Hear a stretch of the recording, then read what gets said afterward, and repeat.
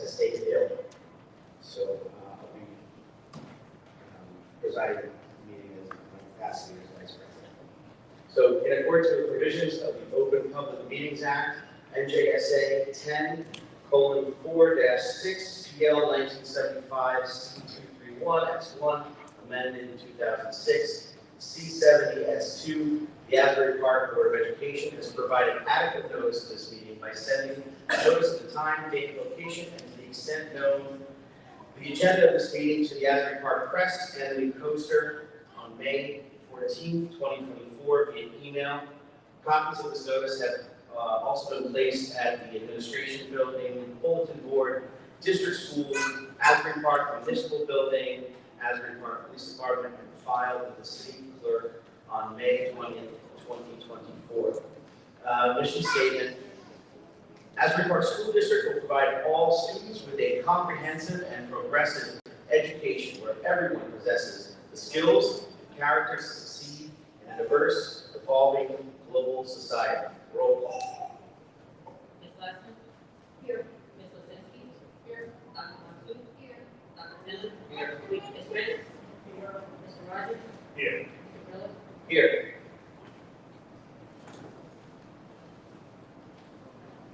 Flag salute.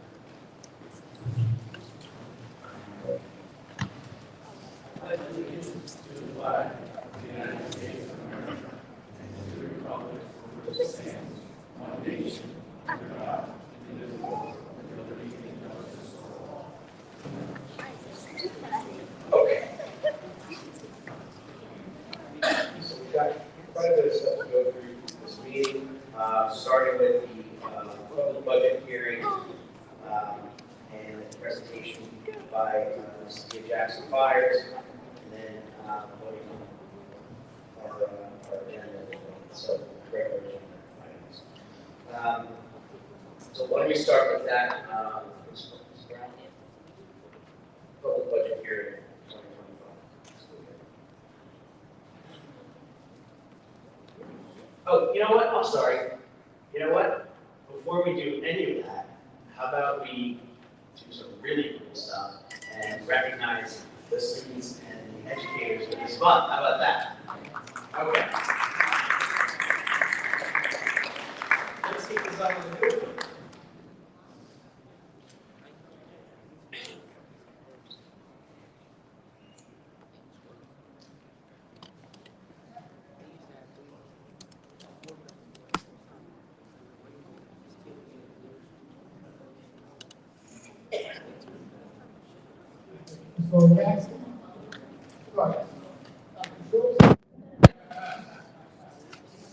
Thank you, Mr. Trevino. Good evening, everyone. I am Dr. Schultz, the principal of Thurgood Marshall Elementary School. And tonight, for our Student of the Month, I am very excited to present a 5th grade young lady with our award. This student is someone who comes to school every day trying her best and has been making extremely wonderful decisions as we near the end of the school year. Her teachers, Mrs. Ferber, Ms. Cortez, and Mr. Hamilton, have raved about her teamwork and support of other students, and she is always willing to lend a helping hand to any staff or student that is in need in Thurgood Marshall. So joined tonight by her mother, wonderful siblings, and bestie Janila, Miss Diara Parrish, just come up and give her a award.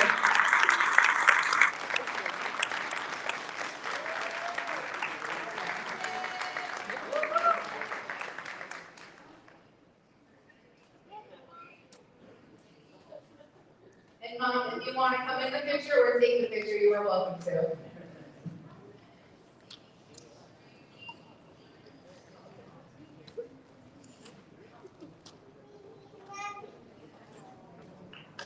And fun fact, today Diara told me that she loves doing crafts and wants to be a judge when she grows up.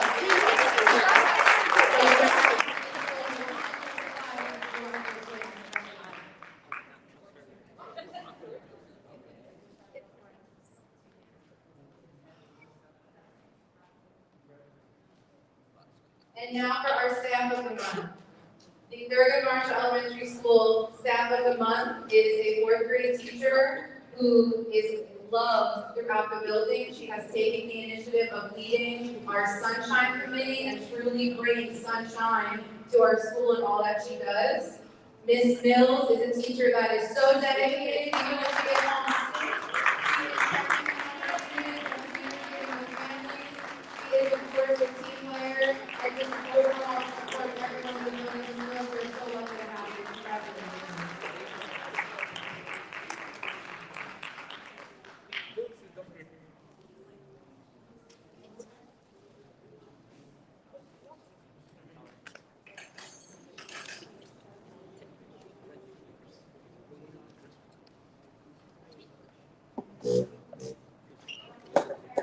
Eric, come on up.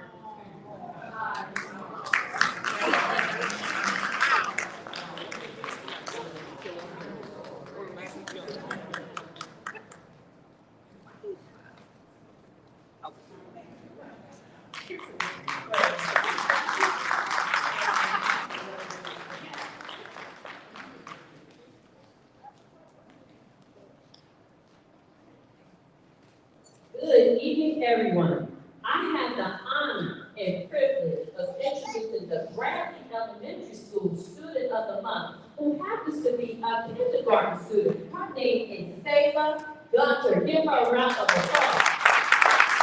Sayla is a wonderful student. She has an amazing vocabulary. She's a great friend to everyone.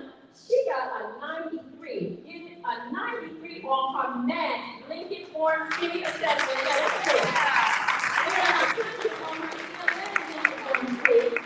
Sarah had a love of learning and was so excited this spring when she was able to, she could read a book with the titles and stories. We are so proud of you. Congratulations, Sarah. We have a couple things our teachers are here. We have some good things here. They also gave you some good things. And of course, we always have to represent for Bradley Elementary. We are the Bradley Elementary School. So we got some, maybe some spiritware. And Mom, I know Mother's Day has passed, but you is Mother's Day every day. Thank you for blessing us this day.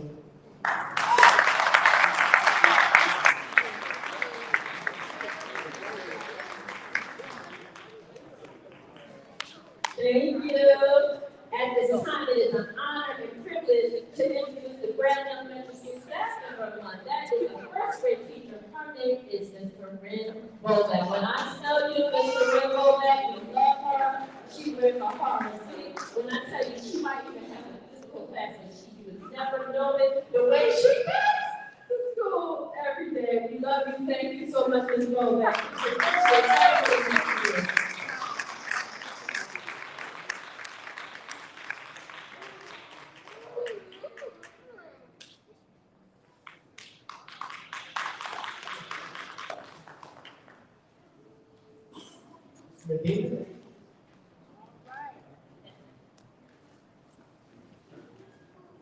All right, good evening. All right, so today's theme for me and my staff and the student of the month is reverence. For our student of the month, this young man is revered by his peers, by his teachers, by the community. His spirit is what shines the brightest, but his growth, literally in stature and academics, has been amazing. This student is a 7th grader by the name of June Aguilar Castro.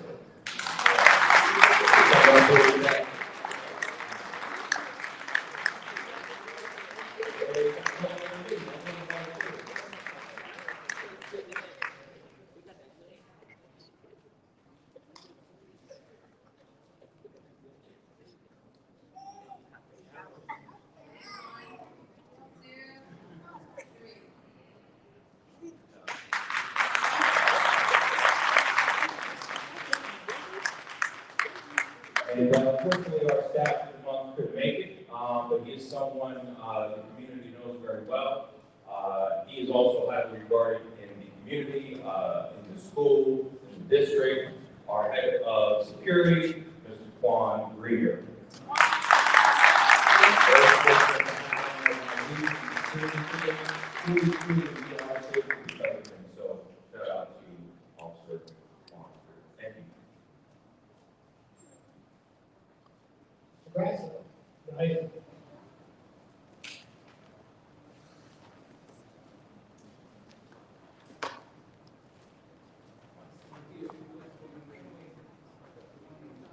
Good evening, good evening. All right, I am here from the high school, and the first person I'm going to present an award with is our Student of the Month. This person is a junior at Asbury High School. He was a member of the football, basketball, and baseball teams. In addition to sports, he's also the school photographer for our year. Quayshawn continually volunteers his time, ensuring all of our activities run smoothly. You can catch him doing laundry for the athletic department, repping our student-first staff games, or one-on-one, or selling tickets for a fundraiser. We can always count on him to be reliable. He is always the first student to lend his time to help our school events. This summer, the student will be doing an internship as a camp counselor for the Boys and Girls Club. Our Student of the Month at the high school is Quayshawn Johnson Church.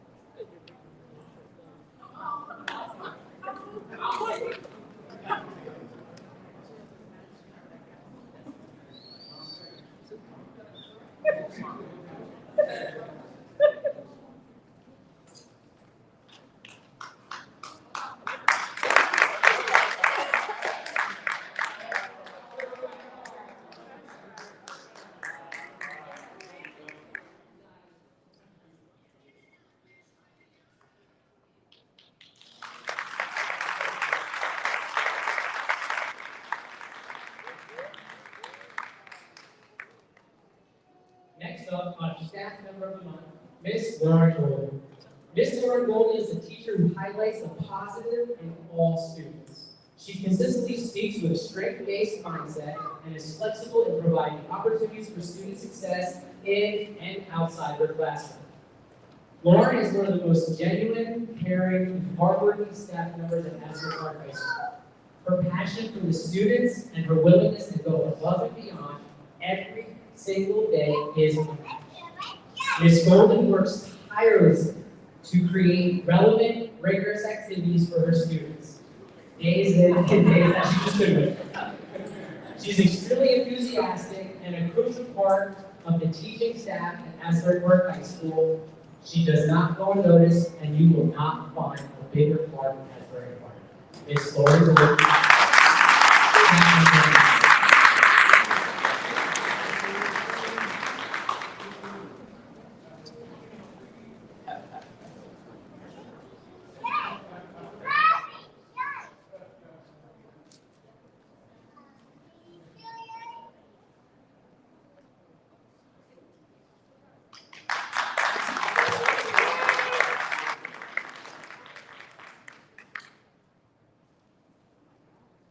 Congratulations to all our staff members and especially our students.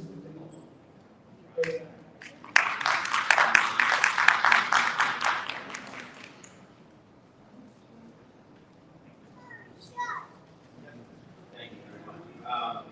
Okay, so now the presentation of 2025 budget by Senator.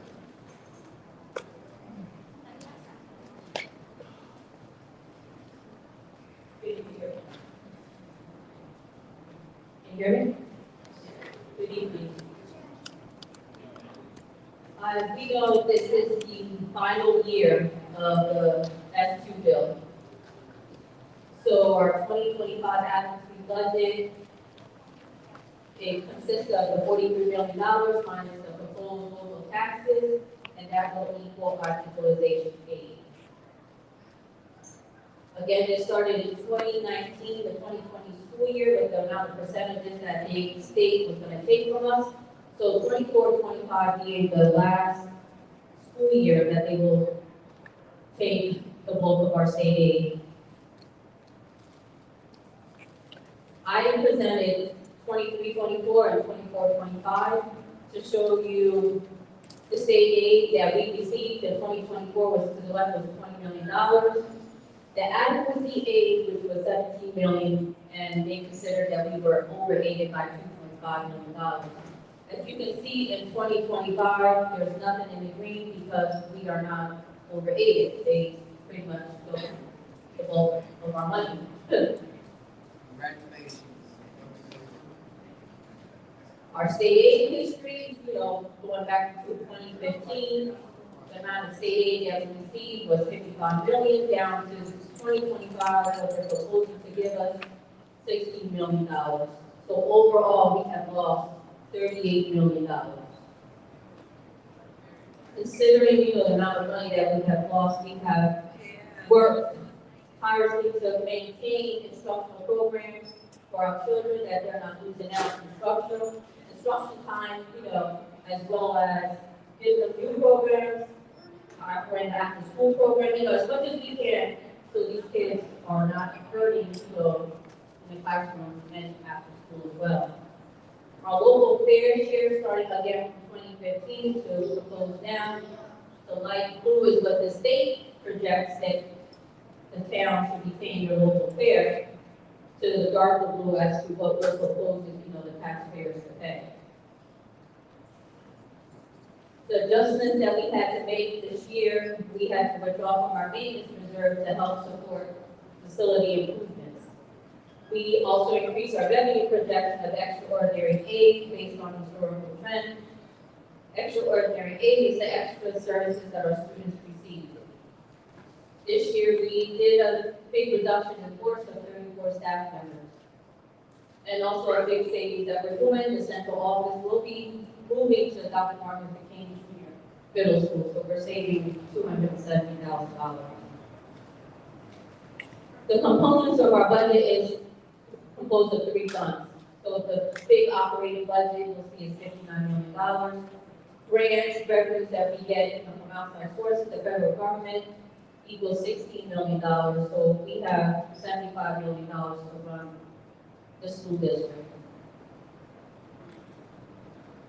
Look at it in the pie chart, 42% of our budget is for salary, 15 benefits, which is smaller than charter school tuition.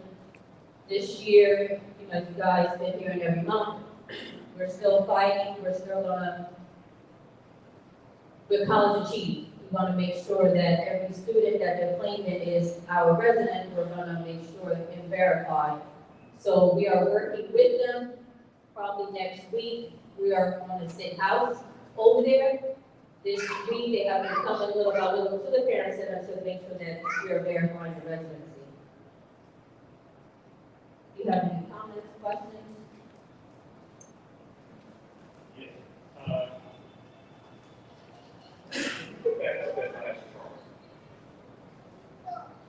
I want everyone to realize what this district has spent and how it's spent. And one of the realities we have to look at is that everyone in this state is asking for financial assistance to run their school districts. The state has come in with S2 and said Asbury Park hasn't been paying their fair share, property tax-wise. And we have to understand what we're doing and what we're looking to do as a community. We have to view our choices and decisions based off nothing more than what is the best situation to educate the children in our community. We have the brightest, and I believe, I've talked to them, I see them in the state, but are they given everything that they deserve? No. And when I walk into the board meeting, the finance meeting, any meeting, that is my total objective, is to find the best that we can get, what they deserve, and work on that. And I'm fighting tirelessly. The state has helped us. Our Senator, Powell, our Assembly people, I've talked to other legislators in the state, and they understand the same thing. The S2 program was one of the worst ever programs, and we were slighted because of issues in the calculations of schooling. But now we go to this chart.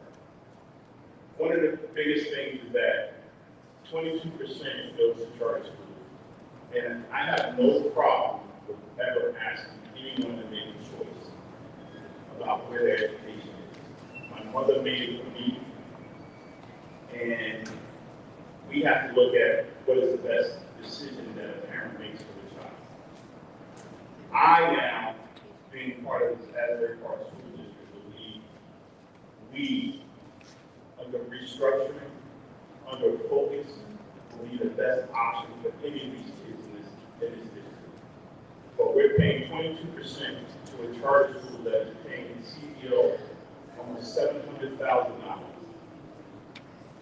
$700,000.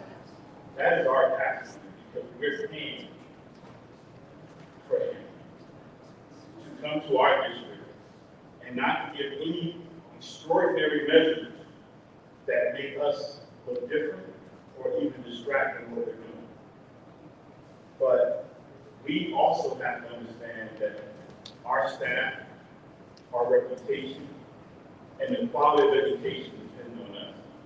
And I told Charlie, I want our kids that because I want to give them the best option for their lives. And I think we're going to do that. We're also looking at 11% of our district funding going out for kids that we can't service. And this board is going to have to reflectively sit down and look at how that we can better serve our district on students that we may have to come up with something different. So we fight every day. And a lot of people don't know what this fight is about. It should be simply the kids in this district. I believe we still have to fight with the state to get more funding. I think if they understand where we're going, they will cooperate. We're not looking to mismanage anything. We're actually looking to move forward. So I'm asking this board to come together to focus on one ultimate decision. It's not about anybody else. It's about the children in this district and how to make sure that we can accommodate what Howell has, what Freehold has, with all those science tech schools, we can do the same thing. And I also expect the parents to understand we're going to expect a lot from them. And I tell everybody that. I expect a lot from everybody.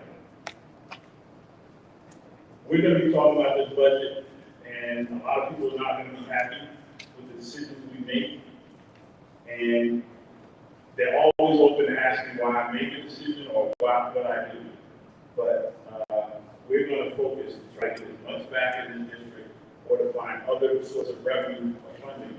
I was at the council meeting last night, and they're talking about bringing the discussion improvement district, which will create more revenue.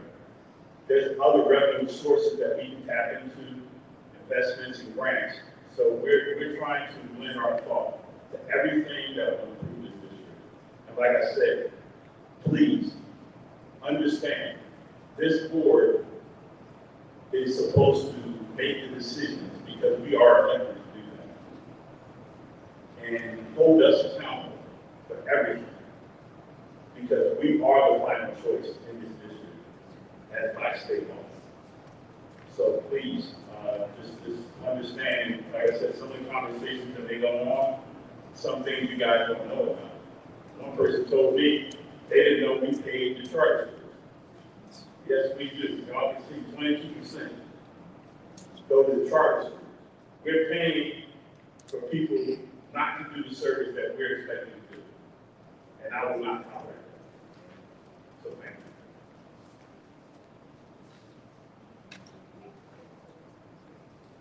Before I open up to the public, anybody else on the board have any comments and questions?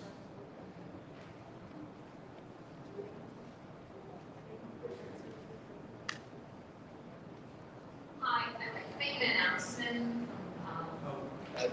On that, this is just on the, Oh, yeah. Let me just say that I agree with what Tracy said. I do want to thank Mr. Trevino and the staff that has worked tirelessly to try to do what's best for the kids and try to do what's best for this budget. It's a thankless job when it comes to, having to, raise taxes and make sure that we get some money back. But we were able to get back $1.8 million via the legislation. And I can tell you that the folks that also in the public and the community that reached out to their legislators, the only way we were able to get some of that money back, about 45% of the cut funding from this year, was because you made your voices heard. So I wanted to thank the public as well in terms of reaching out and being a part of this fight, as well as the legislators. We're in a pretty tough battle.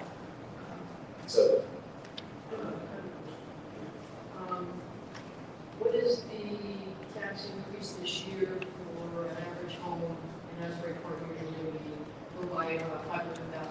What's going to be the yearly increase this year? Just so people have an idea.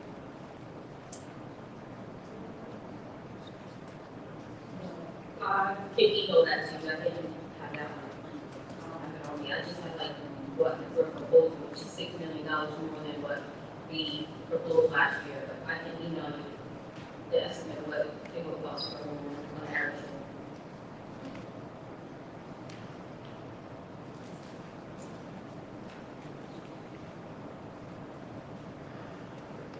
I'm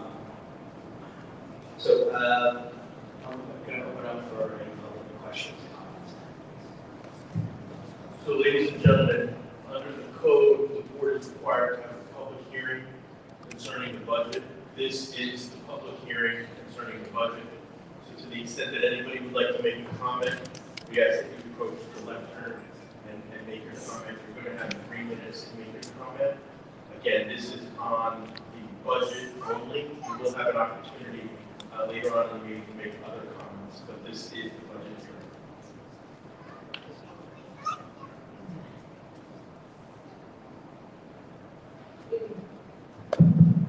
Hello. Evening. Street. I don't want to piggyback on what Mr. Ryder said. You said that you wasn't having the right services for our kids here in Asbury Park. There was the right services for our kids here in Asbury Park. People who sat at this table and neglected to give our kids the services. Like my son, he has an IEP, and reading was taken away when the schedule got changed. That's the neglect. You understand what I'm saying? So you want the services to be back? You need to put the right people in place that can serve our kids that have pain and IEP. And this time, we don't have people in place that can. And right now, my son is not in school because of that. He's in home instruction, and I'm taking him up to this because this district cannot service him. So you need to put the right teachers and people in place to service kids with IEP. And the charter school does not take our kids that have IEP. They cannot service our kids. So at the end of the day, the charter school does not service our kids, especially kids with IEP. I can't send my son in because they don't have the right things to service them. So technically, charter school does not service our kids, not giving our kids the right education, and not serving our kids properly. So you need to bring the right people in place. Self-contained in the middle school, it's not here anymore. You need to bring it back. Because kids that have IEP need to be in self-contained. They don't need to be in the hallways, changing this schedule and that schedule. It's not good for them. So what you need to do, you need to figure out what teachers you'll bring back that will service our kids with IEP. Because you say that you understand, you don't understand when I go when I'm at the table fighting for my son. You're not in the church system. So you don't understand what I go through when I'm at the table fighting for him. To make sure he gets what he needs. So you need to come and sit at the table with me and understand what my kids that have an IEP need. I'm in the churches every day. So you need to bring teachers that can service our kids that have IEPs.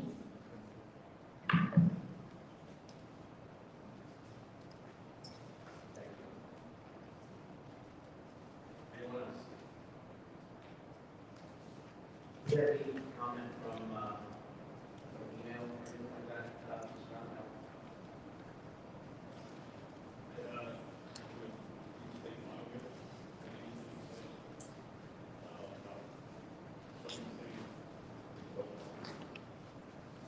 Well, given the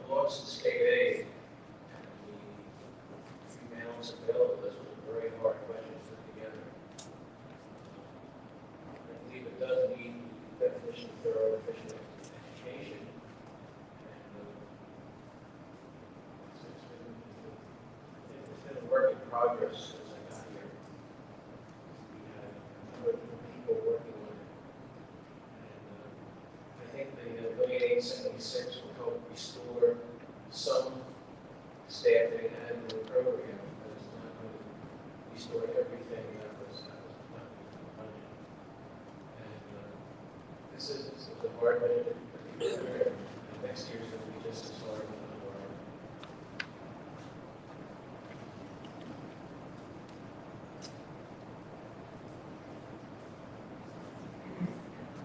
Any of our board members like that, conversation, that we speak to, anyone want to say? This is what we do. And just to put a word out, we don't, the board doesn't get paid. The question that we don't get paid. But we're at it, and I'm at it in my head. So,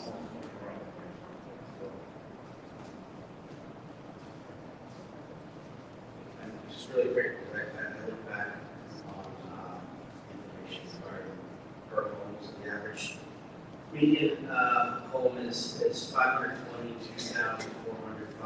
in Asbury Park. And it looks like increase per year, or an increase per month is $57. Increase per year is $659. Now, that's everything. That doesn't include $1.8 million that we are getting back. So we just have to do the math on that, which is as a baseline where what we're looking at. So, okay. Do I have a motion to close? Okay, so we're closing. And okay, next on the agenda is a presentation by Mrs. Thea Jackson Byers of the Graduate School, SSDS Period 1, SY 2023. Good evening, everyone. Good evening, my name is Thea Jackson Byers. I will be presenting the SSD as a report for the 2023-2024 school year. It is just to let you know that this is just the first reporting period, which goes from September 2023 to December 2023. So this is just a span of a couple of months. When you, board members should have a copy of this report. Does everybody have a copy of it? Do you have a copy of it? Here it comes. In this report, you will see incidents that this is going to give you an explanation of the SSD as a term. You have the incidents totals include violence, vandalism, substances, weapons, and HIV confirmed. You will have vandalism, which includes arson, computer trespassing, damage to property, false public alarm, theft/trespassing. You'll have violence, which includes assault, fight, kidnapping, robbery, extortion, sexual assault, contact, threat, simple, and criminal.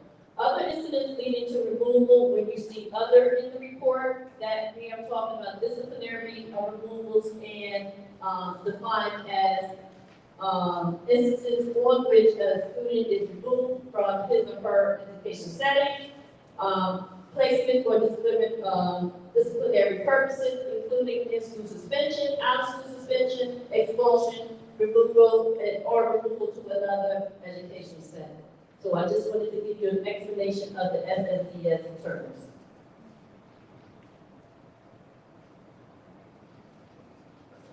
It froze. Okay, no problem. We are going to get it frozen. If you go to the next slide, which is in your packet, it's the district report. Thank you. The district report for the period, this is for the current school totals. We have at the Asbury Park High School, we had 13 incidents. Other, we had 75. We had no HIV. Just be mindful that this is just for the first reporting period. MLK, 8 incidents.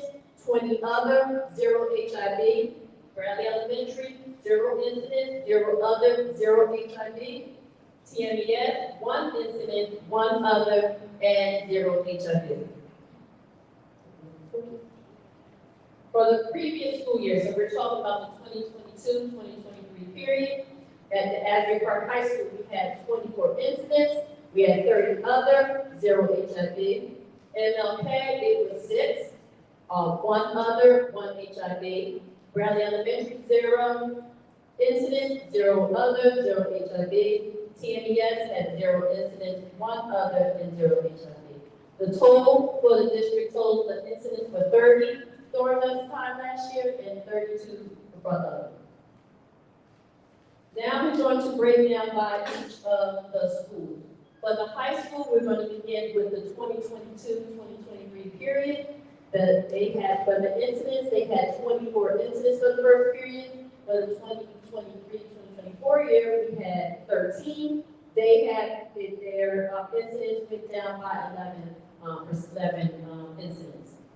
Other, they had for the first time, for the 2022-2023, it was 45. For the 2023-2024, it was 75. They had an increase of 30 incidents of other.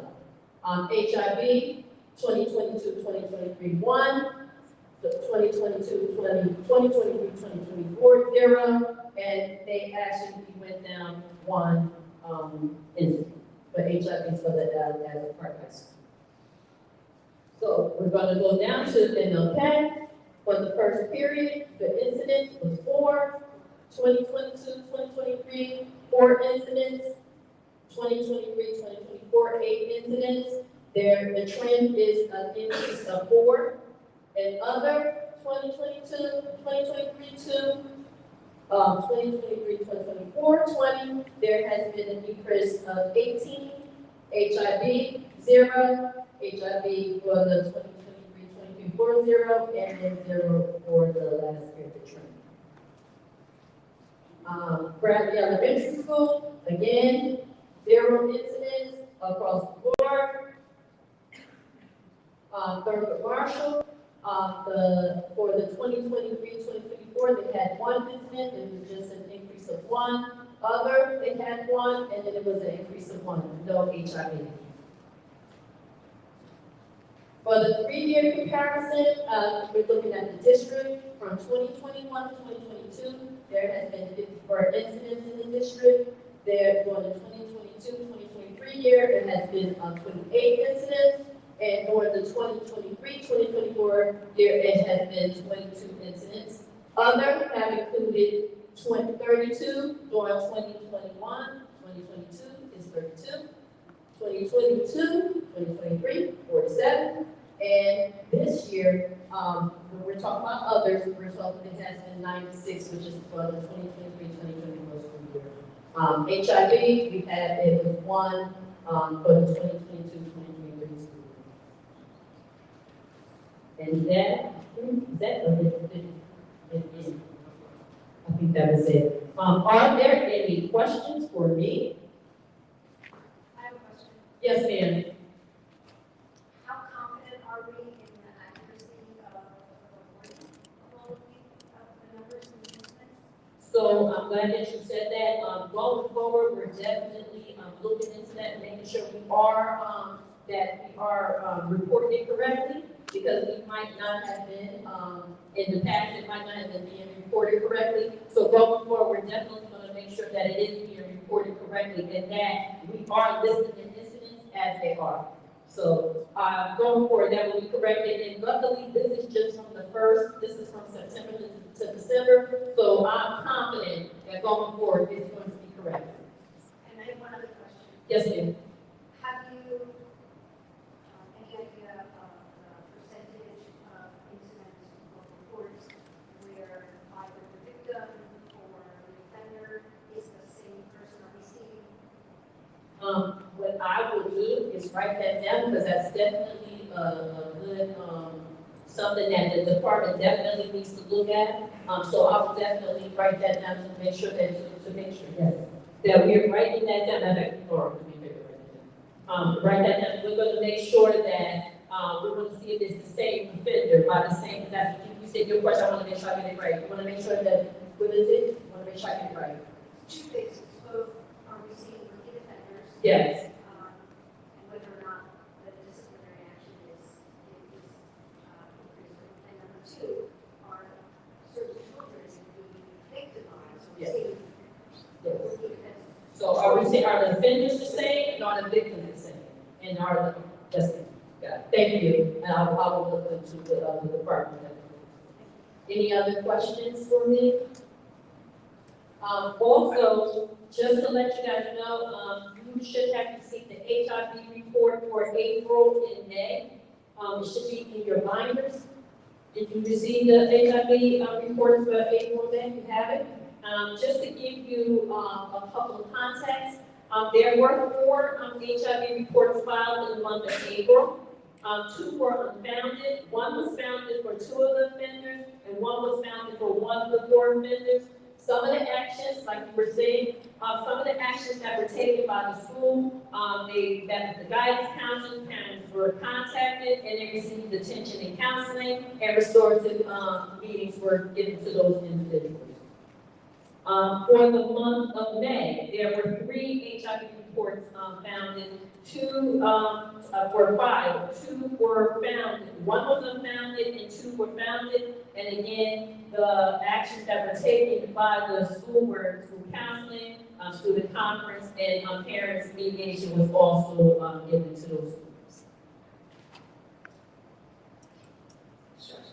Yes, ma'am. Yes, sir. Real quick, on the HIP report. Yes. Just so I get some context, I don't see where, it doesn't say which school, is that on purpose? Where it says case, you see where it says case? Oh, I On see. the case, it says that's the school right there, where it says case. I see. Yes, sir.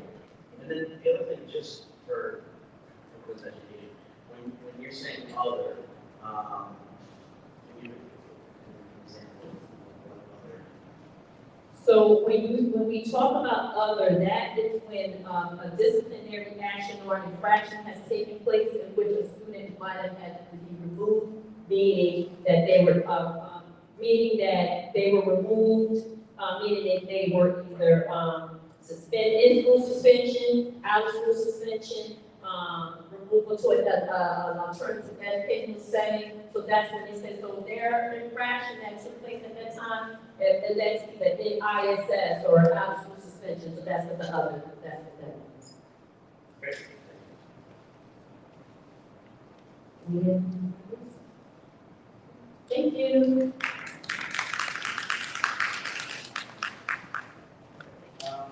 Let's get to the report of the committee chairs, and we'll just go right down the line. Minutes afterwards. All right, so let's see, Mr. Renner isn't here yet. So why don't we start with Ms. Glassman and Finance Committee? Finance committee continued to meet to talk about budget, to talk about the amount of funding that will be available under the supplemental stabilization bills, and the programs. Can you talk into the mic? Thank you. So let me start over. Go for it. Okay, so we continue to talk about the budget, we talked about the funding, the cutting in state aid, the additional amounts that we get from the supplemental stabilization aid legislation, the changes that the district would make in programming and staffing to address the shortcomings in order to still be able to provide a comprehensive education to the students. We also approved the use of $251,000 from income from the Asbury Park Information Technology Center to shore up some hole in the budget.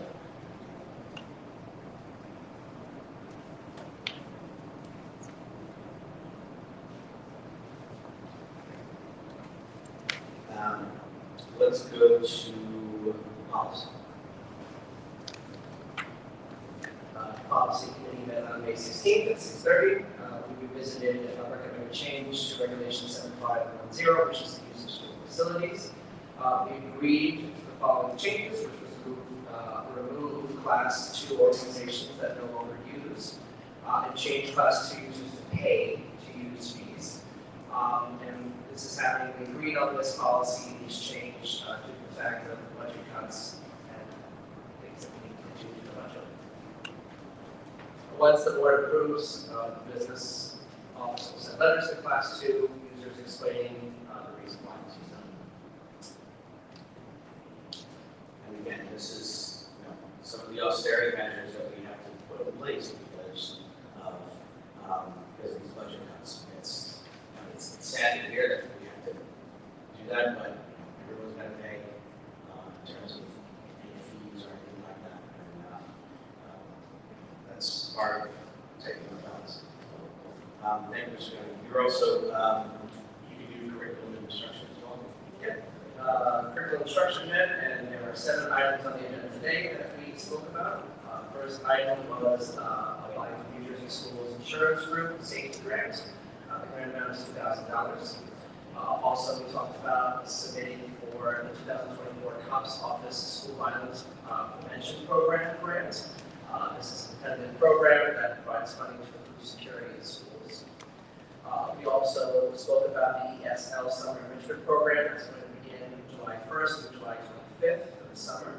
And the estimated program costs will depend on the subsequent student participation. We spoke about the pet foster and that the service that we use in the summertime for our students. We spoke about partnering with SSI Data Solutions, the manager of the SIS data. And we spoke about some great school trips that are happening right here at the end of the school year. And we also spoke about the 2024 Special Education Extended School Year program at Riley Elementary, which is July 1st through August 15th.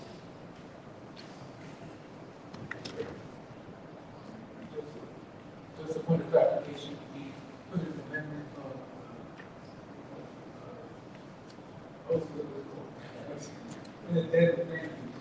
so just so you know, that the summer programs, sometimes it's going to escape me. The summer programs are going to be taking place. Our program, being UK and ESY, will be taking place at 30 March. We just made that decision yesterday. We want to finalize that so we can get things out to families because I know families were anxious all summer. Bradley will handle, with the Boys and Girls Club, will handle K to 8 here at Bradley Elementary School. Just the city rec program will run out of MLK and the Middle School. So we covered all the bases. I think our kids are fully covered. And each pre-K will be at 3rd of March. Yes, third of March. You'll see things going out today and tomorrow. By next week, we'll be beginning of live.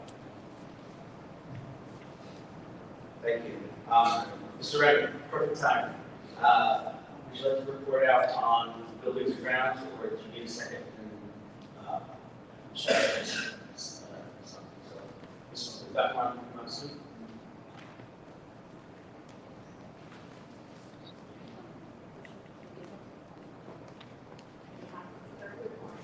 Elementary school PTO, I'd like to make an announcement. Please join us on Friday, May 31st from 6 p.m. to 8 p.m.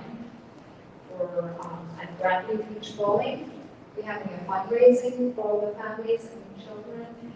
The tickets are $20. It includes 2 hours of bowling, shoe rental, pizza, and drink, and a wonderful time. So please, if you would like to take a picture of the poster, it came home with every kids, I believe, last week. But if you'd like to take a picture of it, please join us in trying to raise money for our PTO. Miss Nina and Sabrina couldn't be here, so I'd like to invite everybody. It's open to everybody, with kids or without kids. Just come, pay $20 a ticket, and have a good time. Can you just repeat the date and time for everybody? Friday, May 31st, from 6 p.m. to 8 p.m. at Bradley Beach Bowl, 1217 Main Street, Bradley Beach. And we will have basket raffles and lots of fun stuff. All right. Mr. Remy.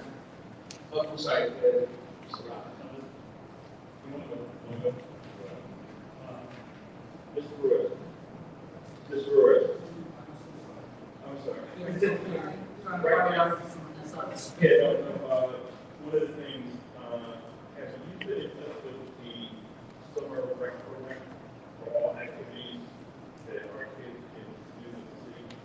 And how can we get all that information out to what they're doing, what's going on, their income, way of life? Absolutely. Generally, they send us the flyer, and we make sure they go out to the schools. Like I said, yesterday, sitting with the leadership, we were finalizing everything, so now you'll start seeing things go out starting, today we start sending and posting for the preschool. Tuesday, and next week, we'll start sending everything out for non-boys and girls with the city recreation program as well. I work very closely with leadership for Just so you know, the city's already advertised and asked the kids to sign up. They are on their social media in the last few weeks. May I also add that in our last meeting, I gave Mr. Pedino a flyer of what the city is offering to recreation, and he signed it and said that make sure schools say that. That's the form that they have been sending out. Actually, same form.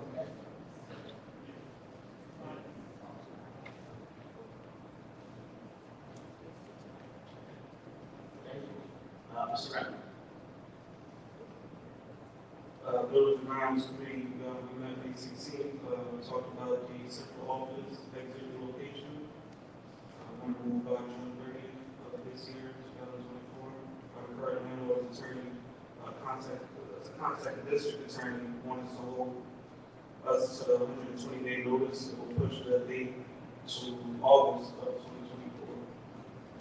2024. Also talked about the tennis initiative, update of the $100,000 proposal amount for the tennis initiative. Contract does not include fixing the entire base, fence, roof sleeves, net, and walkway. We also revisited recommendation and changes from the Buildings and Ground Department for use of the facility request. We talked about that in the policy meetings, and we also talked about the Asbury building. The 13,000 that they donated has not been received as of today. They sent a letter that includes stipulations as to what the district is doing with funds and the contractor, still and use. Buildings and Grounds would like Mr. Sosa, supervisor of Buildings and Grounds, to contact the APL president for further clarification. We still haven't gotten that. Mr. Reed, is there any talk about what we're going to do with bank that? Or just going to look around, start, just looking to see what we can do. We did touch on that a little bit, trying to see things that we can do. We mentioned letting the community certain things happen there, like programs and whatnot, which is every visit we can and really execute. Thank you for that. You got to say on that, we can't just let that building deteriorate. All right, thank you, Mr. Remy.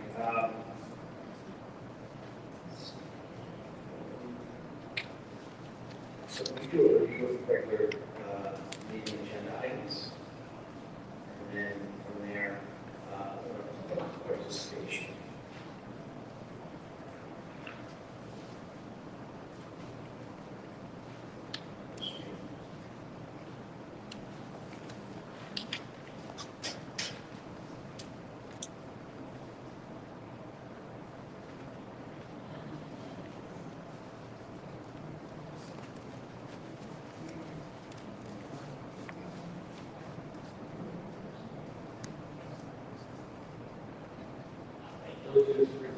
We're going to do the superintendent. It's basically agenda items, right? So, you got it. Replacing the agenda items, correct? Yep. First of all, I want to congratulate our 15 Dream Academy students for graduating with their associate's degree from Brookdale Community College on May 9th. I hope they all achieve all their hopes and dreams.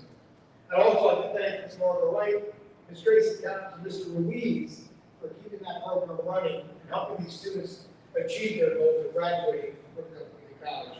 We're going to continue that program in the future. I think we believe it's very, very important. We've been preparing for the reconfiguration of the elementary schools. I've met with special education staff, early childhood staff, and schedules are being created for all buildings as we speak. We still hold our weekly principals meeting, and in those meetings we talk about scheduling, preparing for the 24-25 school year. We discuss staffing. So I want to thank you to the principals because they've been doing double duty, working on each other's schedules when they don't have to. But I asked them to, they've been working hard with that, so I appreciate it. Last month, we started with our district consultants. We had Bobby Ashley here. He's a consultant that has been working with our principals, working on instruction, creating instructional leaders, working with our instructional coaches, working with our teachers, so we can take what we do in the classroom to a larger level. We need to work on instruction. We need to do the right thing by our students, and he's going to prepare us for that. I work very closely with him. We've already planned out what's going to happen starting in July, August, and then into September. We have Dr. Carol Morano here, who's been working with our special ed program department to ensure that reports are done properly and ensure that the students are provided with everything they need to be successful. She's working on the X8 as we speak, which is due tomorrow, so she'll have that done. It's done. She finalized today. There are a lot of things that need to be looked at in that department, and she's going to be making those corrections as we move forward. I continue to have my weekly meetings with Les Richards, the county superintendent. We discussed shortfall, as far as money is concerned, and what we look for and what I hope to do in the future. I'm in constant communication with Senator Bill Powell to ask for assistance for the district in any way he can.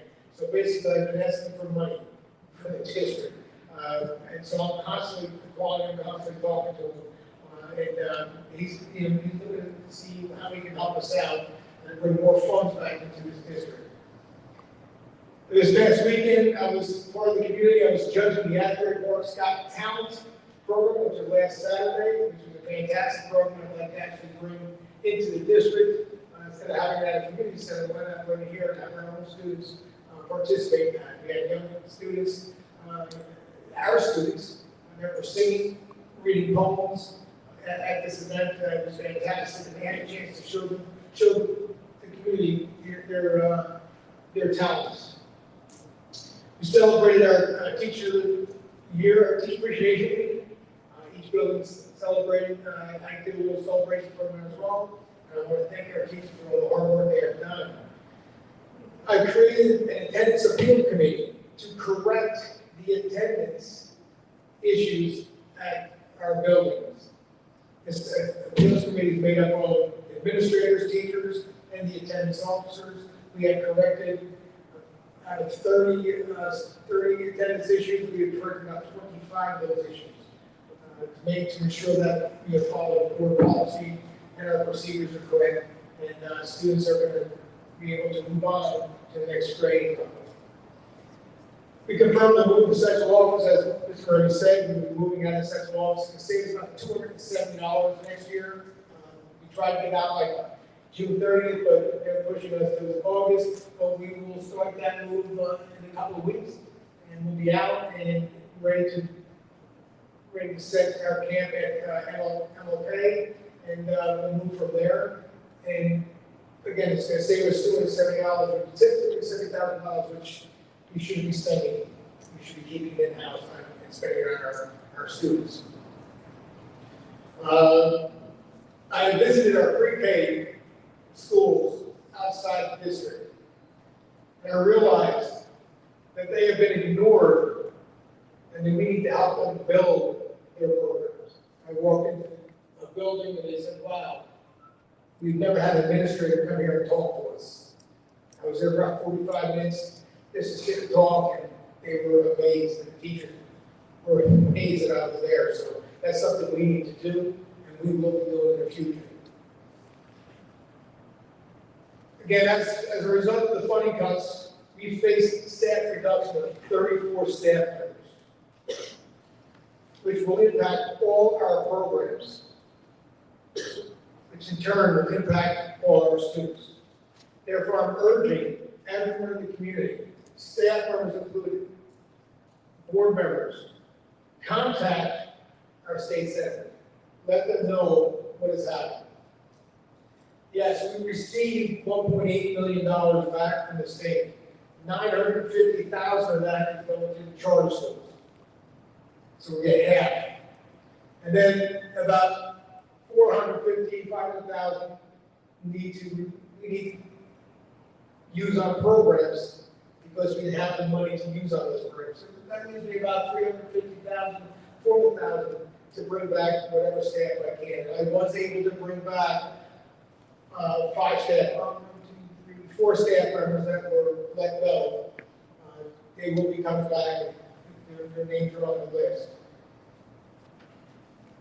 Lastly, I would like to thank Ms. Catherine Blades. She's our special education supervisor who hasn't let go this year due to funding cuts.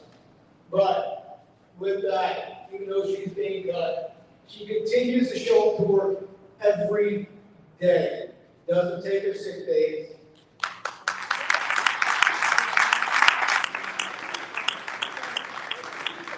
She performs all her duties and is still working for our students. Ms. Blades is a consummate professional, and I'd like to thank her publicly for all the work she has done. Thank you, Ms. Blades.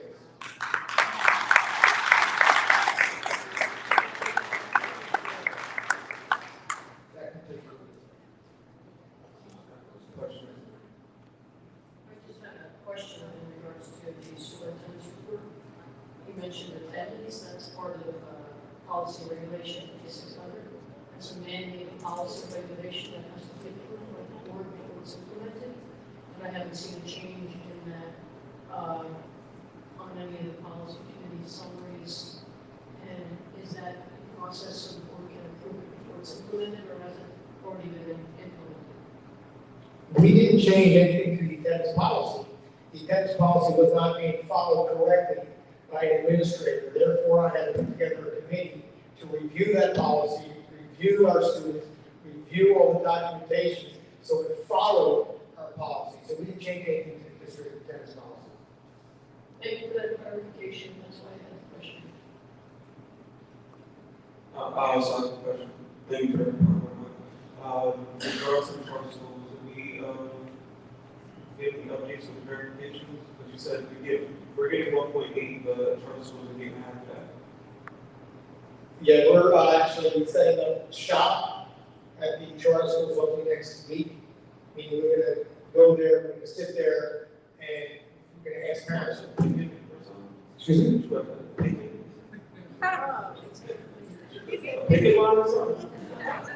No, we're gonna ask them to go sit in their buildings and have their parents come with the documentation to show that they go there. Some are refusing to come back here.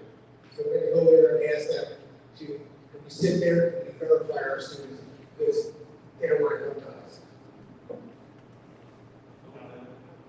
I think that we've been directed by council, who's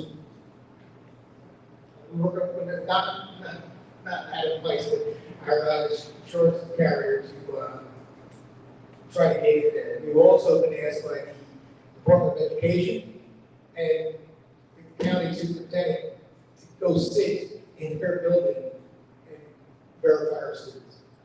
What they're We're looking to do it next week. We will let you know. Would you like to come? I'm also Also, I want to bring up, Scott, Vice President. I think we ought to be sitting in the state commissioner's office, and I would hope that we would get the president, superintendent. I talked to the mayor. I would like our board leadership, our finance committee, to actually sit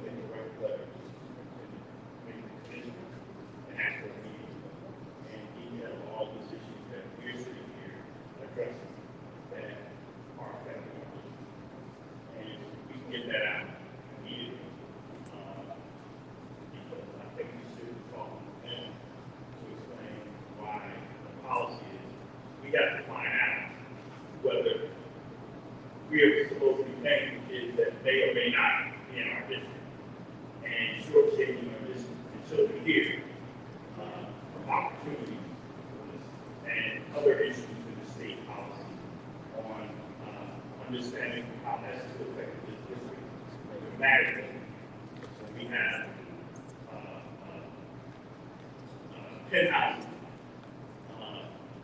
an ocean, on our ocean front, not paying any taxes to our school district. So I would like to formally ask that this letter be sent to the president and our superintendent to meet with the state commissioner, and let him tell me or tell us why we have to go out and fit and sit in charter schools to find out whether or not we're paying for funding for kids that aren't even in our district. And they're able to actually recruit kids to be on their basketball team to win a championship. Let me also say this, in terms of what you were saying about folks that don't pay into the school district, those same folks are counted and calculated into the funding formula. So the state looks at as required, says, wow, this is a much richer town, they can afford to pay into their school district, we don't need to give them as much money. And they're not taking into account that they're also including folks that don't pay into the school district. They're just on their income, not their property. But I do like that idea about a letter. If it's going to come from the board, we need to take a vote on that. Right? I would suggest to the extent that the board would like a letter to be sent to the effect that Mr. Rogers indicated, that he take a vote on it. My vote is yes. I'll second it.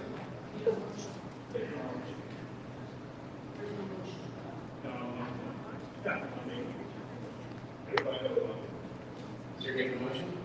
Yes.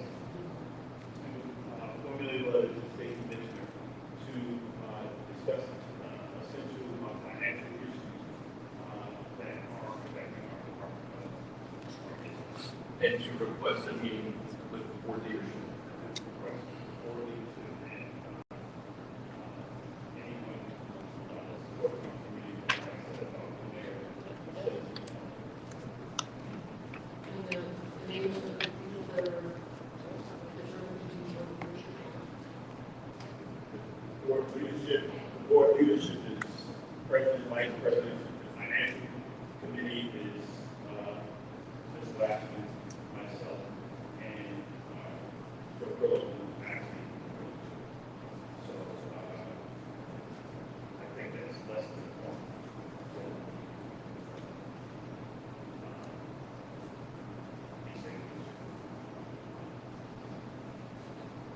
Is there a motion on the table? I'll second. Mr. Rogers' motion. Will you roll call? Have a motion to write a letter to the state commissioner requesting a meeting with board leadership in regards to what's happening. Board leadership and the finance. So I just want to be clear, when in terms of board leadership, what we're talking about is the president and the vice president. And that's it. That's why we want to distinguish board leadership from the finance. We were asking for board leadership and the finance. On the side of that letter, it's the board leadership, finance committee, the superintendent, and the mayor. Does the mayor know this? Yeah, that's something there. Oh, so you already decided. I actually would be willing to attend.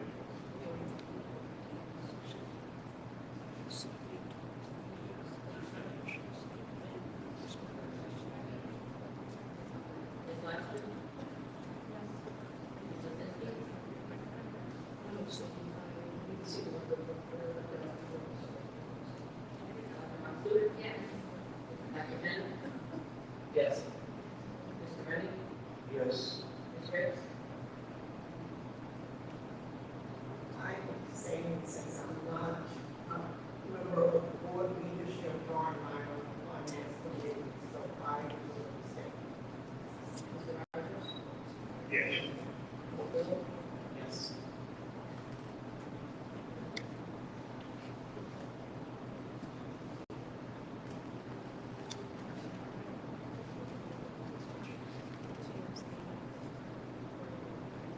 Thank you. Let's go to,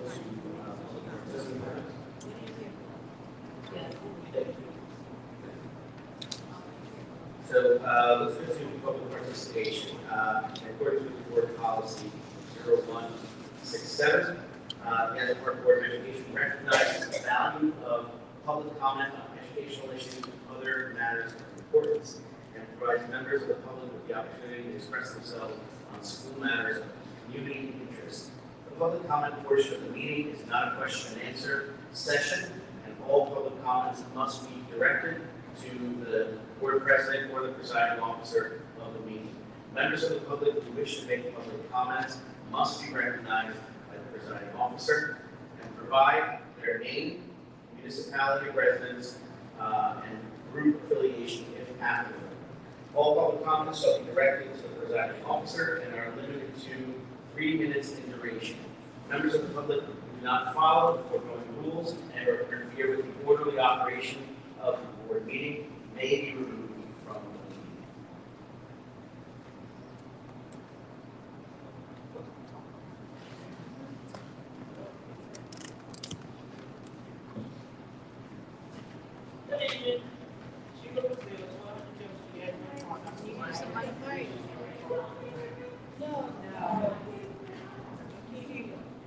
Sheila Brazil, 1200 Jefferson Street, Asbury Park, New Jersey. Okay, you have a attendance committee of the superintendent. I think you should include parents on that committee, that way they can also have the input. So you have like a committee. Back today, we can include parents. Y'all need to report out. Start with the parents. I think these might be a little bit better from the district. We shall know, so they can take it out and set it out. And I see you do some stuff when you create a position, or those in a position, or somebody. Like you said, you don't have any money. But, and I volunteer to go to the city and it's all the time.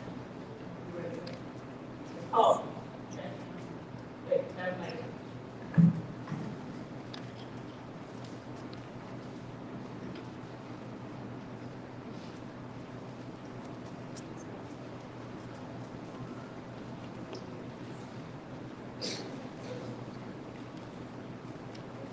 Chief Rosen, actually, for residents. The girls' constitution, actually, around 45 minutes ago, there's a group of folks that want to fix the high school baseball field at no cost to the district. I'm just wondering what I have to do to help expedite that. What do you mean, there's a group of people that want to fix, Yeah, so there's about, the estimate's somewhere between $5,000 and $7,000 to get the baseball field up to standard. And there's a group of people, the farmers in the Little League that want to be able to do all the work and hire us to fix it. We just don't know how to go about it. So that I think that's something that we spoke about in terms of the donation that the Asbury will be made to us in order to do certain improvements. So, but I mean, if there's different group of people, I would say, the superintendent, Trevino@apvoe.org. Sorry. But that's and that way that's really the proper procedure to get that going. Okay. Thank you.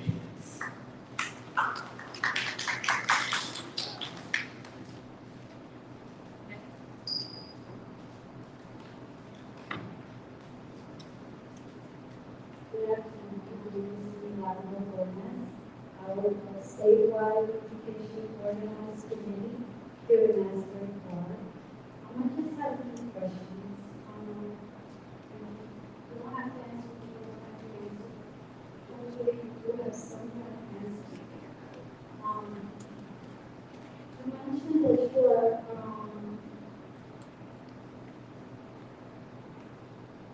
offering recreation to the children in classes in public schools here in Asbury Park.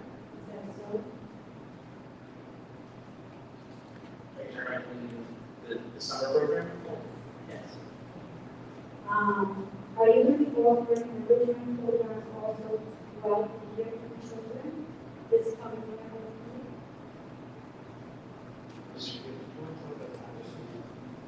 Have you ever heard of that enrichment? Is there something specific you're asking about enrichment? Is there something you have in Yes, mind? they have offered in other schools, private schools, children also went to public schools. It was, they had art, music, So our school will offer like music,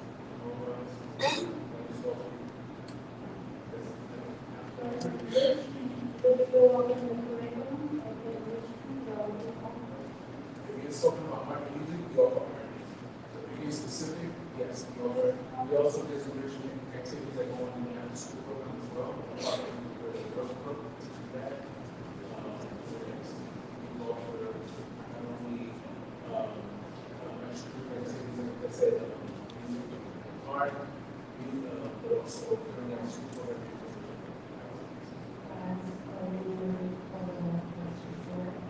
Culinary, no,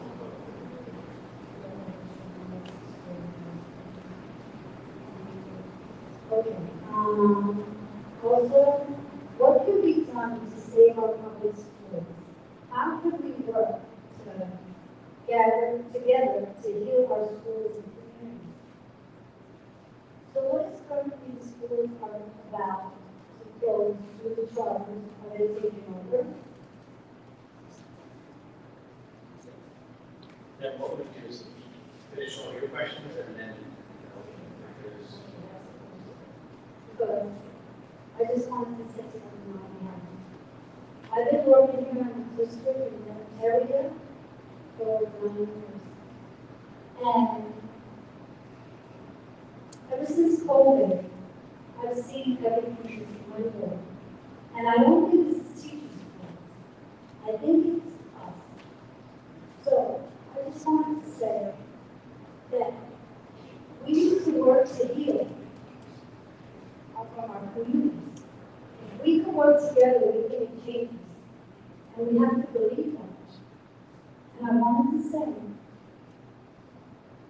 we can't give up. Don't give up. Because it's going to be a battle. And we cannot give up.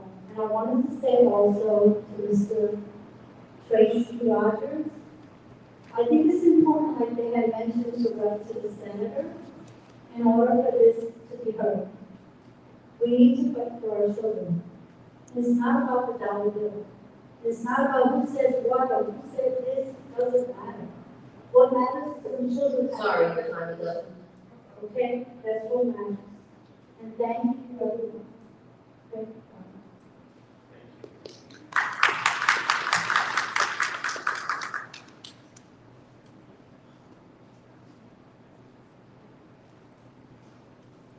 anyone else?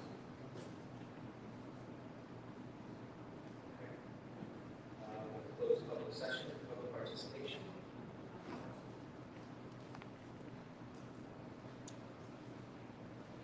State monitors report.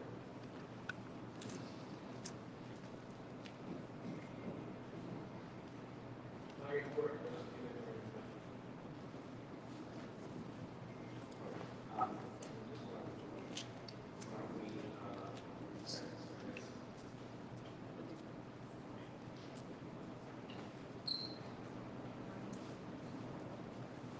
Motion to approve the minutes of the regular meeting held April 25th.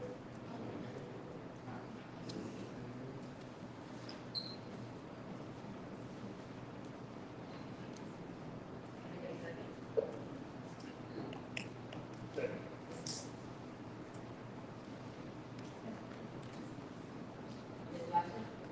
Yes. Ms. Lindsay? Ms. Freeman? Dr. Markey? Yes. Dr. Bennett? Yes. Mr. Reddy? Yes. Ms. Ricks? Mr. Rogers? Mr. Wade? Yes.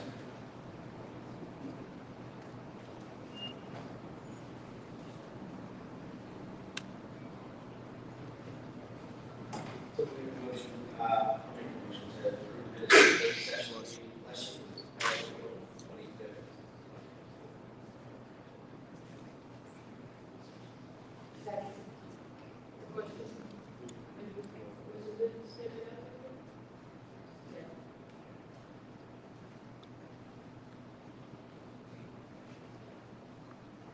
That's okay, I was here, I just thought that was.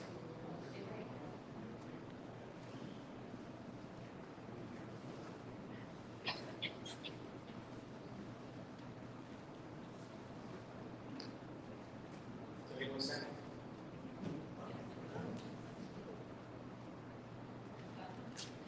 Yes. Mrs. Ziski? Abstain. Dr. Markey? Yes. Dr. Bennett? Yes. Mr. Rennie? Yes. Mr. Riggs? Mr. Rogers? Yes. Mr. Lewis? Yes. Thank you. Mr. Beal? I would like a consent agenda, B1 through B11.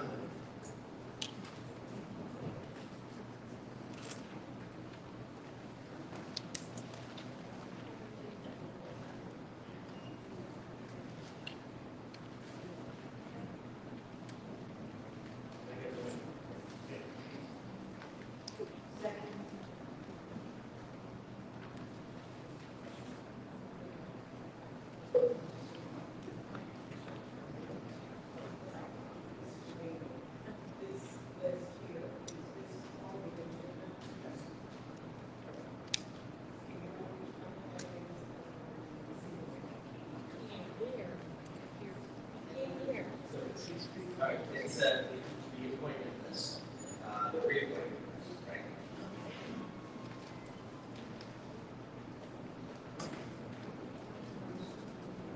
It's towards the back, the white pages.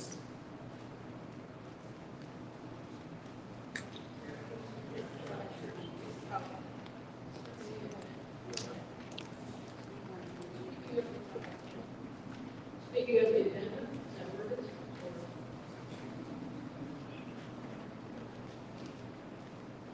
No, it's before pages, C1. Before that. 5 pages before that. It's on the white page.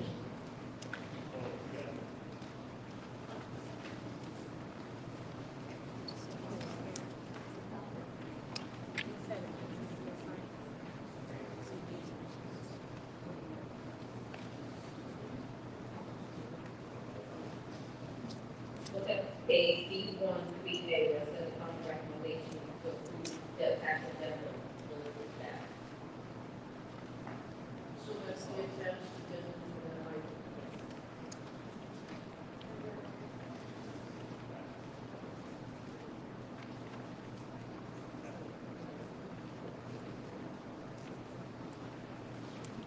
Any other questions? I have a question.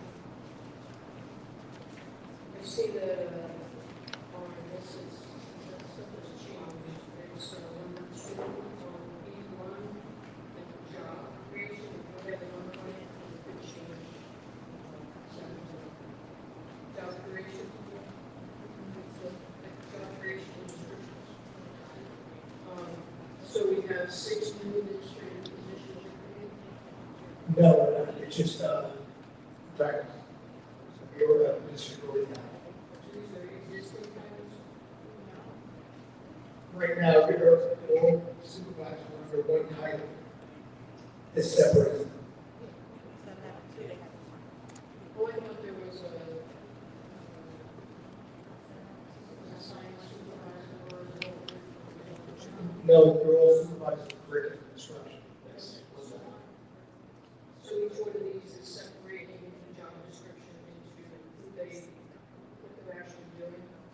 Now, my other question is the math and science supervisor, the job description, well, let me go back a second, just so you know, the dates on A, D, and E, the job description, is incorrect, the approval dates, and all approval dates on March.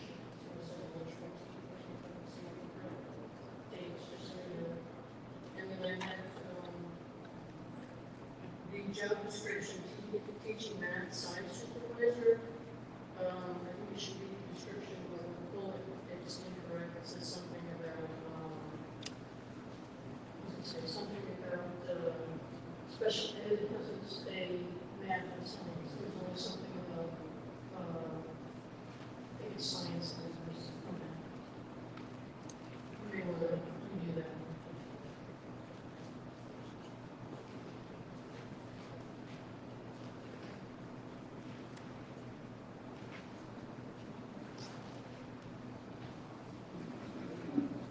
adoption dates that May 14th was for their attention.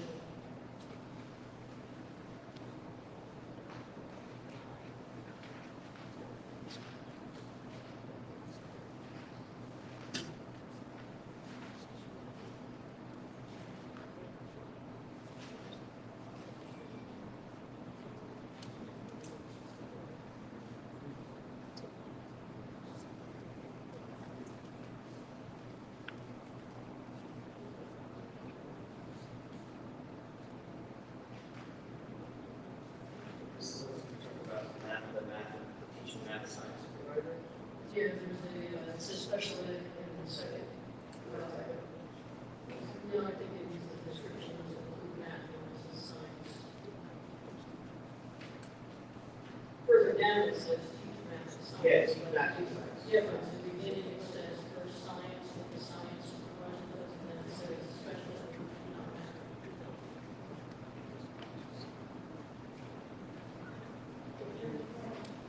Can we just amend that and say where it solely says teaching math, or it solely says teaching science, that we amend that to say teaching math, science. You have to look at the description, Joe. I don't think any change in there. The HR needs to take a look just to make sure the job description and the duties that are correct. So when you do move it, like person, it's going to be applying to it as the correct description and duties. Yeah, man, let's be absolutely. Yeah, basically, these positions are just giving titles. The So supervisor. what you're doing is you're adding these titles and are you eliminating the other job descriptions or is this replaced? There is, yes, there's no other job description except supervisor or clerk. Yeah, I'm sorry, I'm talking about this in public, but there's a lot of information I don't have, so. And I'm sure maybe we'll get. I would still propose that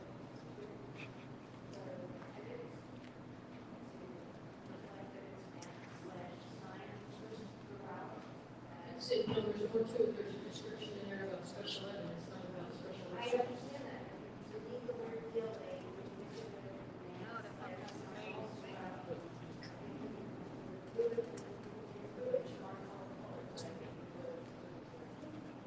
Well, we could do either, we can pull it in, that's not gonna affect anything, it's just one that, was changing everybody's, putting everybody in the correct, title. So if you teach ELA, it's your ELA supervisor, instead of just a supervisor with a curriculum instruction. But we can pull it and fix it. Yeah, I think. Absolutely, it's no problem. We can do that. The other question I have, it's now, B2 number 4, the ESY program. Why are we not using grant funding this year? It's coming out of the general budget. And there's no cost to it also, how much is the program cost us? It's also non-binding for staff member, and people have any more ESSER funds, or any more grant funding, so this will be paid with $1.82 million in back, so we have to fund the ESY program, we have to fund the credit card program as well, like high school. Okay, so that extra money we're getting It's,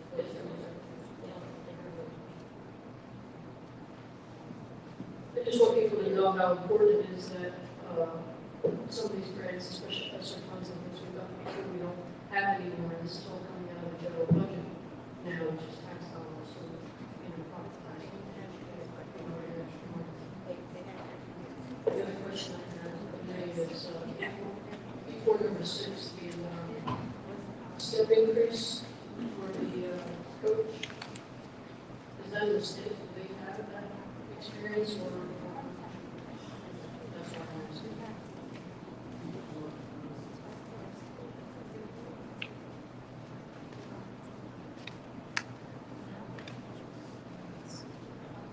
Yeah, he's had several years of coaching here, place at the wrong step.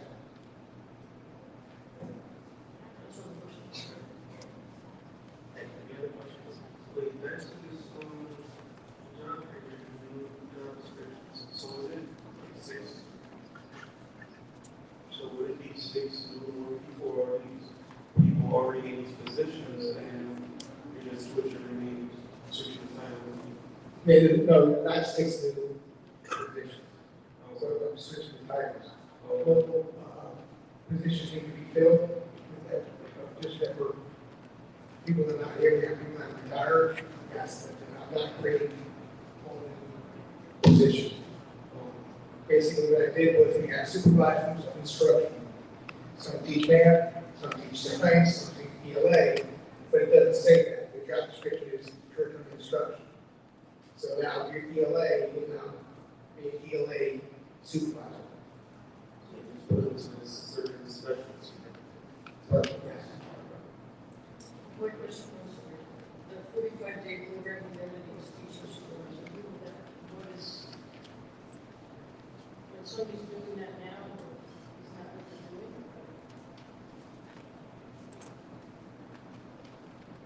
I'll be moving people around to do that, but right now, I can't go. I don't understand that. Is it a new title, or is it, are you adding something, or is it that person doing those duties at this point, just labeling that as a supervisor? No, no one's doing that, those duties at this time, but we have people in that supervisory position. So that is, That would be good. We had, humanity kind of a supervisor, we had this, and then we art, music, PE. and then the supervisor special services. That's new, well, yeah, it's new. We, again, I can't go into, personnel, to go, but in order to explain that, that's what I would have to do. Well, we eliminated the director of special services, so I guess there's now a supervisor of special services, and then we'll also hire a consultant whose duties mirror what the director of special services did, so I'm not quite sure. So the supervisor of special services is in the position. We already have a supervisor of special services, now we just increase the responsibilities, but we already have that. We need to go into that. No, so I'm not asking about personnel, I'm asking about titles. To the extent that we're going to go, if we were to go into executive session, we have to It would have to be right, right. and I don't believe that any of them are right.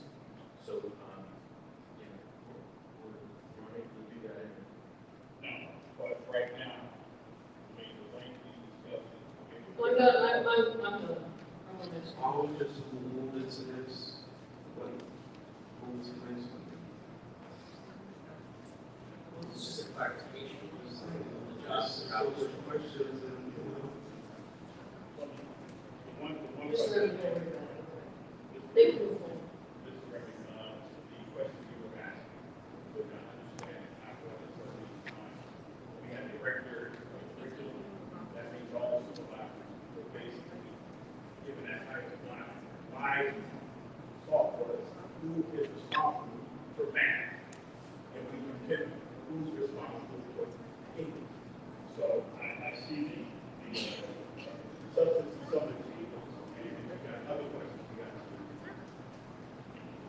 Because we would never hold the people accountable when we say we have a broad, you know, everybody's gonna do it, everybody's going to every school is now they're focusing on one area. That holds accountability to when we ask for those facts, determination of schools. And from what I understand from Mr. Pino, and what I understand from conversations that happen, this is not creating any new jobs. This is people that already exist having new titles. So we'll change. But you have to post each Yeah, but we can want to do it. We want to do it. Yeah, I mean, we have some retirements that we do have to fill. Wait, so if you posted, so you're gonna post it publicly for people that are on? You have to, you can't already have churches. So they automatically, you said they already have these titles, but they already have these positions as a title church. If you're posting it, that means anyone can apply. So you will be 6 weeks, right? these are positions, we have retirements that do still need to be filled. So maybe that's, you still gotta fill those positions, so we gotta post them for the position that have to retire. They should hire youth counseling. You hired, Serrano. For one of these positions. She's a consultant. Consultant to fix, we brought her in to fix issues that were in the sexual department, right? But she's not hired as a district employee.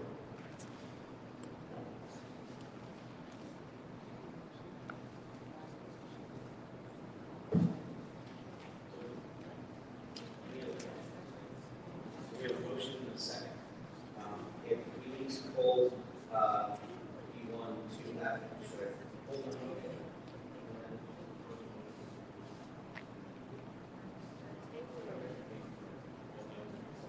Okay. So I'm withdrawing my motion and make a motion for all items that Mr. Brown mentioned, except for E1 to F, which we'll hold for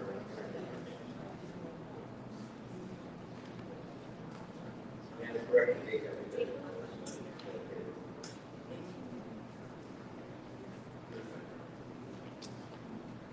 So that's my motion.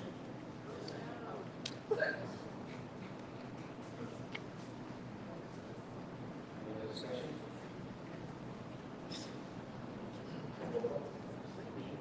So I have a motion to withdraw the first motion, consent agenda, to make it E1 to E11, section E1 to. Right, I withdrew my previous motion, and then I had a motion that was seconded for all the everything except for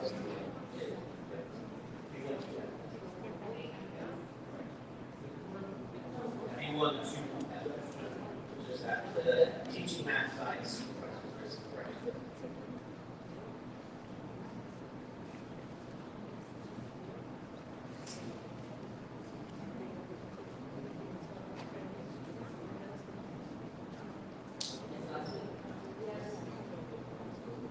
Let me see if I can get this right. Everything else except for E1, 1A, E2, and 3A, E2, 4A,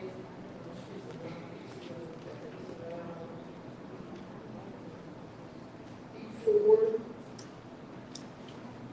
5 and 6A, and then the addendum, B8 and 3, including 9 and 10.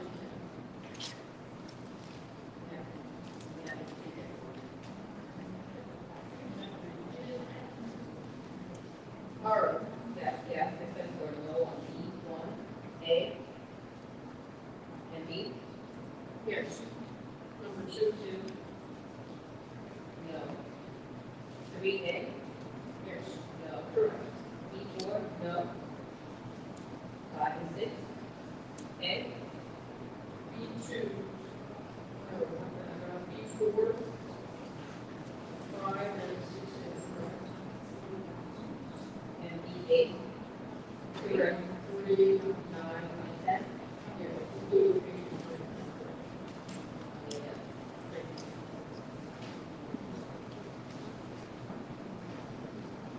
Dr. Mansur?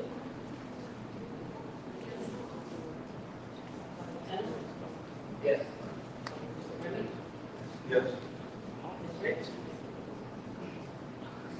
For the record, I'm recusing myself as an boards. And I'm voting no, A1, items A and T. I'm abstaining on B2, item B, B5, item 13.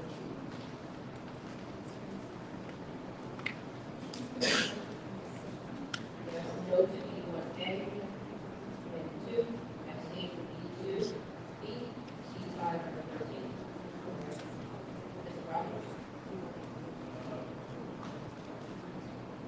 Yes. But, I'm saying from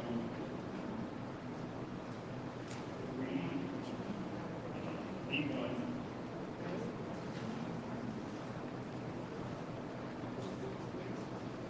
The whole page, B1? No. Oh, great. I'm sorry, B2, B2, It's A to B2. B2, number 4.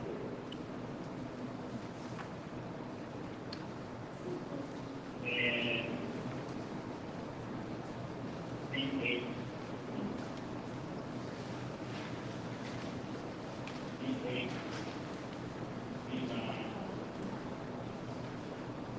B7.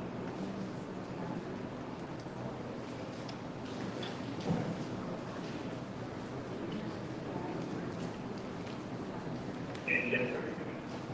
Maybe B2, number 4, B8, B9, and B10. Ms. Lawrence. Mr. Rogers, can you just confirm that Ms. Brown read that correctly? B2, number 4,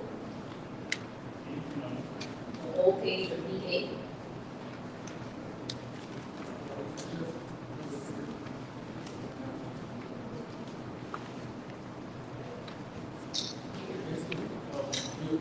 Your assignment was that would be B8 number 3. You should cover those pages subsequently. Let me just bring your attention to, just add, I just noticed one name on the 11, that didn't, we just had this.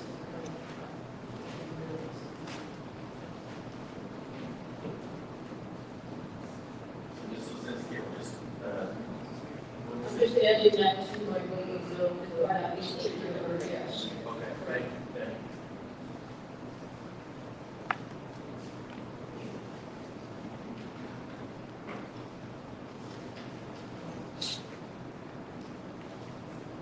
Mr. Rose? Yes, sir.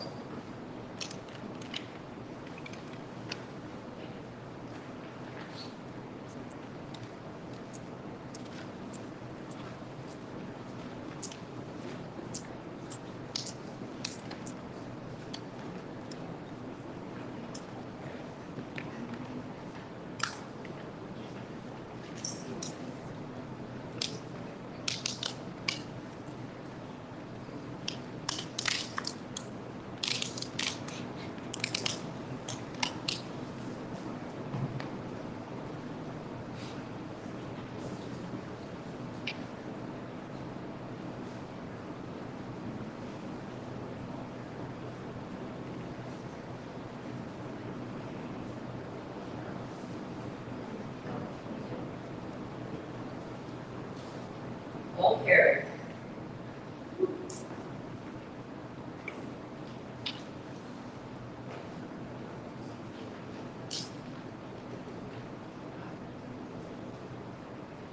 Can I get a consent agenda for the business section, pages C1 to C10? Move it.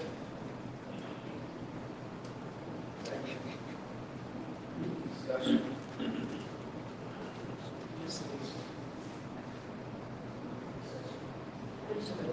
I'd like to table 10A till we have the closed session.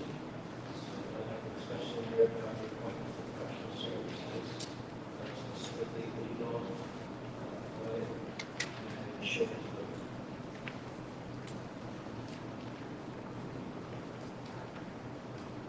Only legal ones, so table that after the discussion, closed session. All right, so I'll withdraw my motion and make a new motion to, for all C minus C4 10A, which we're taking. Can I get a second on that motion? Second. Will the person account from number 11 is coming down with general funds also? Not a grant or any other items?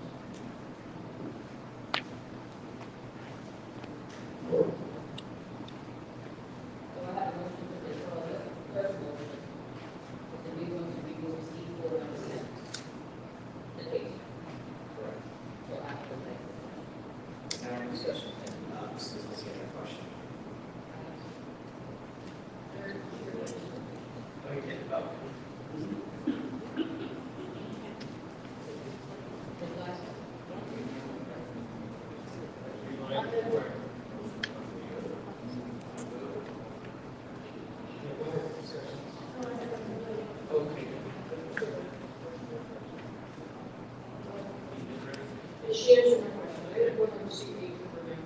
So it just reminded me,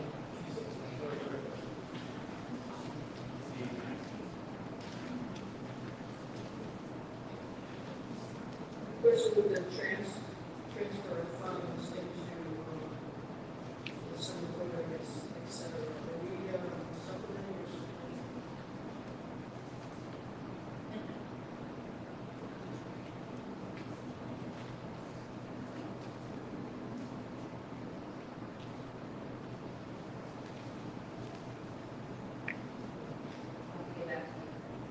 I'm sorry.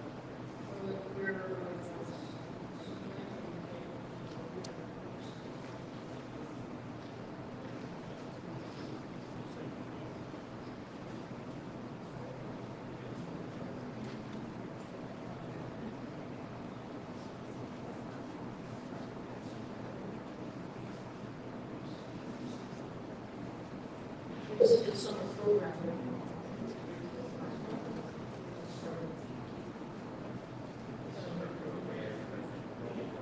some program masters will bring us regular funds. If they're transferring between their some program, some programs, not annual funds, based on the program. Just as long as it's not, that's what I want to clarify.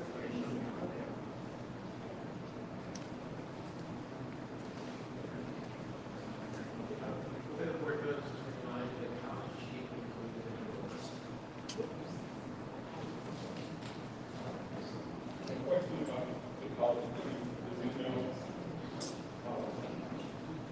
What's the second? Yeah, I mean, it's, how much do you, how much more do we have to pay each year?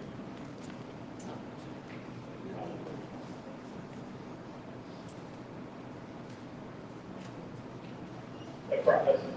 The vacated is for the June month. Yeah, And Ms. Lozinski, the question about the transfer is on B5, the ESL program.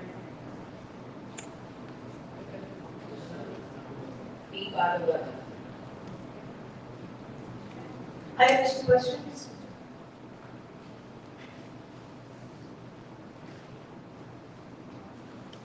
First question is C4, 11. Shouldn't the period be between 1/2024 through June 30, 2024, not 25, with $18,000?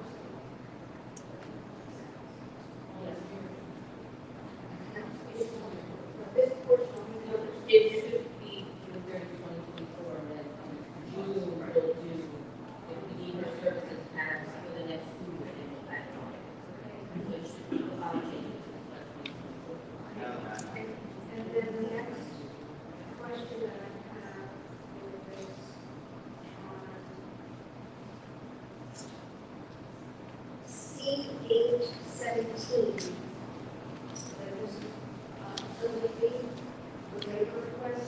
It says that in accordance with policy 7510, that policy is required payment of fees. And here you are moving to waive it, so I'm a little confused with where we're standing on how we're addressing it. What if you need to vote, we have to vote to either approve the waiver or reject it.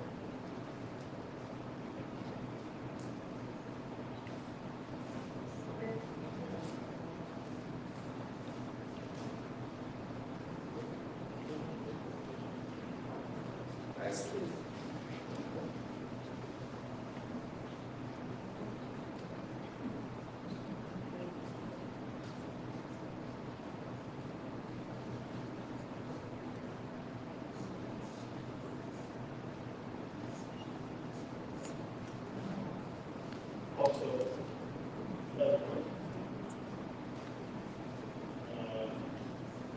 Can we do C1, number 4 separately?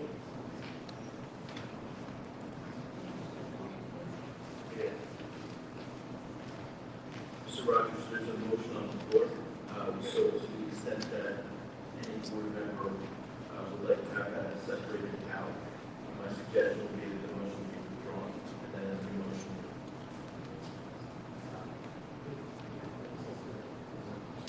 If it pleases the board, that I'll withdraw it. And maybe make another motion. Yes, I'm going to make a motion to, take out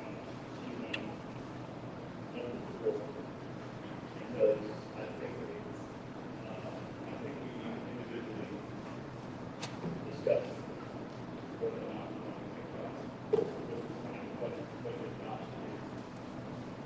And right now, because of the test 3002 that the government signed, it does give us an opportunity to not have a budget right now and wait for maybe a discussion with the, things that we want to get made to ask for additional money. And that's the Senate bill, that's 3002 gave districts that were losing money an opportunity to pass their budget after the state budget is being passed. I'm not asking for that. I mean, if we decide not to, decide to table it for another week, I don't mind coming back after we get some word from the commissioner, but we have a discussion. But the government did give us, the state legislature and the government did give us an opportunity to not pass our budget prior to the state budget being passed. And if anybody knows in this state, nobody knows what happens going into the budget year. And, maybe I'm wishful thinker, hopeful thinker, that we may get a meeting to discuss some things that may help us out.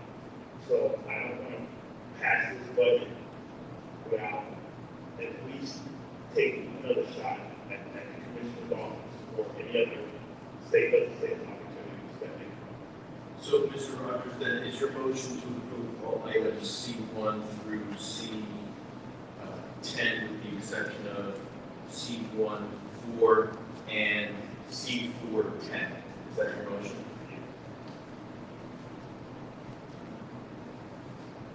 I'll second. So, board members, the motion that's on the floor has all items in the C section with the exception of the budget and the appointment of professionals. But we will vote on budget as a separate item. If that's what the board recommends. Any further discussion?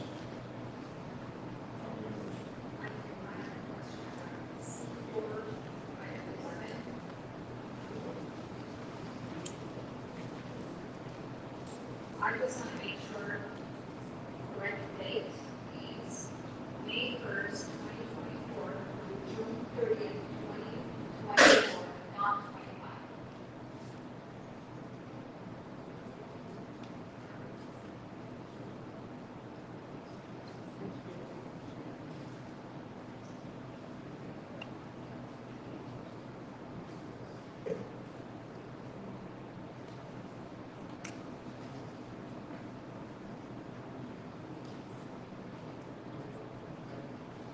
Board members, Mr. Trevino advised, and thank you for asking for clarification on the time too. Mr. Trevino advised that the typographical error in C411, it should be the period May 1, 2024 through June 30, 2024. It's a month and change. Can I ask a question about that also? Sorry. Since it is a professional service and consulting contract, say we're going to approve this to start May 1st, because the board hasn't had a look at this.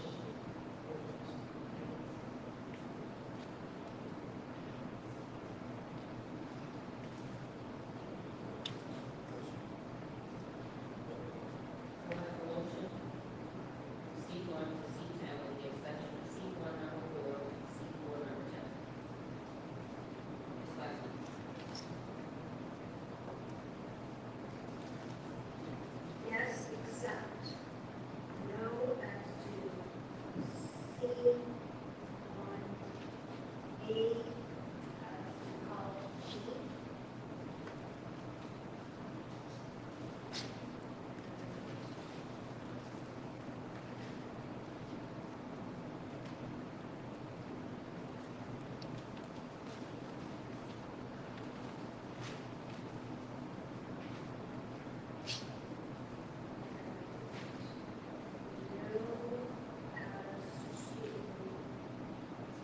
C8 number 17, only as to the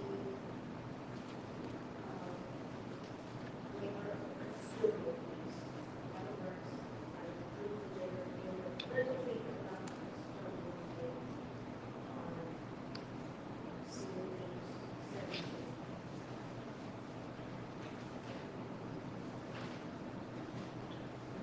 Other fees except for custodial. The rental but not the custodial fees.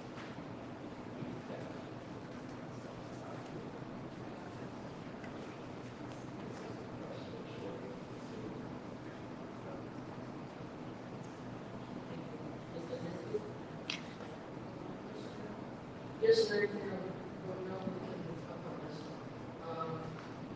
I'm staying on C4 number 11 and also C8, anyway, so and on C8 just waive the room rate fees and take the custodial fees, and also will stay from 1 day college chief for program chief.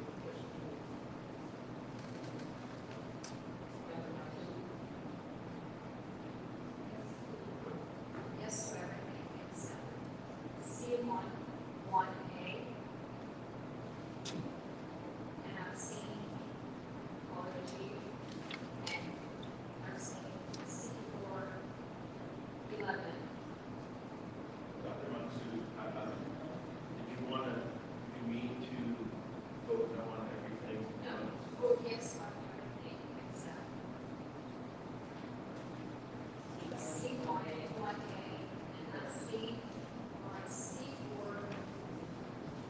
All the bills? Yes.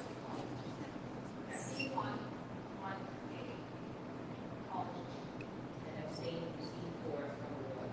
Yes.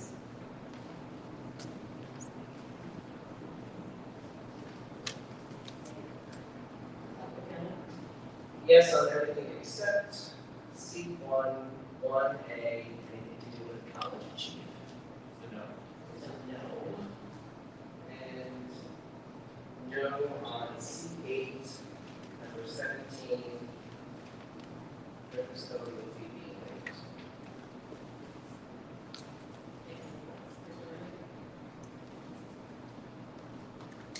Yes, everything in no to C1, 1A, college chief, and C8, 17. You're saying no to the whole C8. Yes, the whole thing is C8, 17.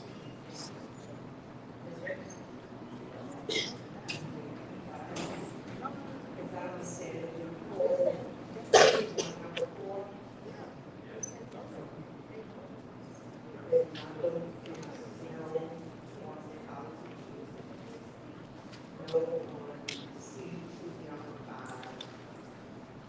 Staying on C10, number 3. Saying C10 or 3.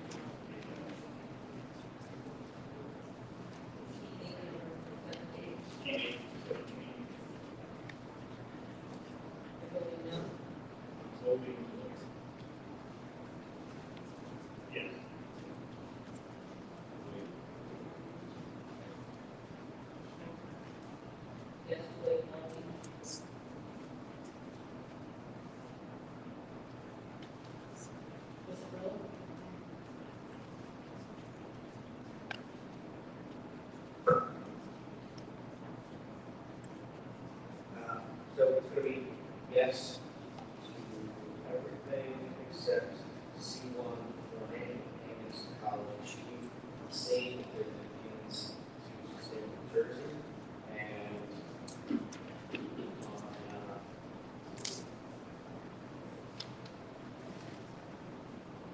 on fee waiver request,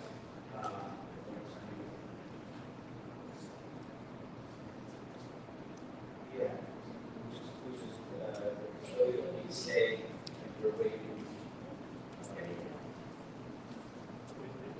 Yes, sir.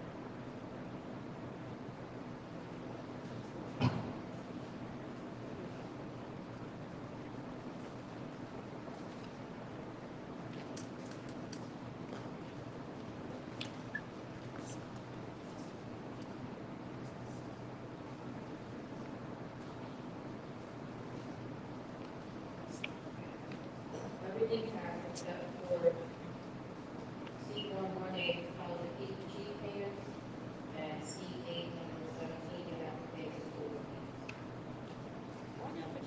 fees.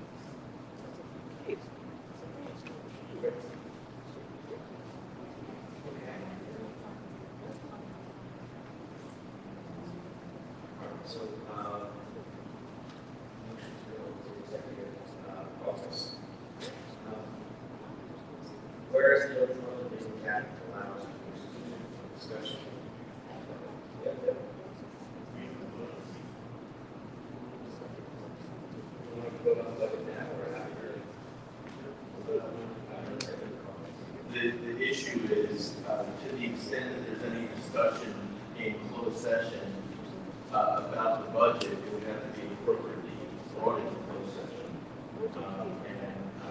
I'm not so sure that a budget discussion is appropriate for closed session, to the extent you're not going to be talking about anything that is of confidential nature, such that includes school building or music. So I would suggest that you restart a discussion, maybe by making a motion in a second and having that item addressed. Make a motion to approve the budget for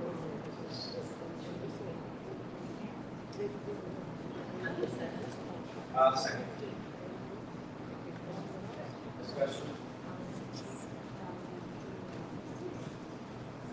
Motion is C1 number 4. For the 24-25 year budget adoption. Yeah.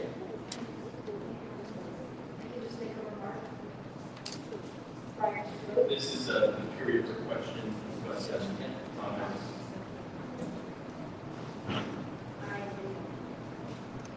think that we all realize that we've been struggling to advance finance meetings, and all of our discussions at the board about the impact and consequences of the school funding formula, the loss in state aid, and what this means to our district.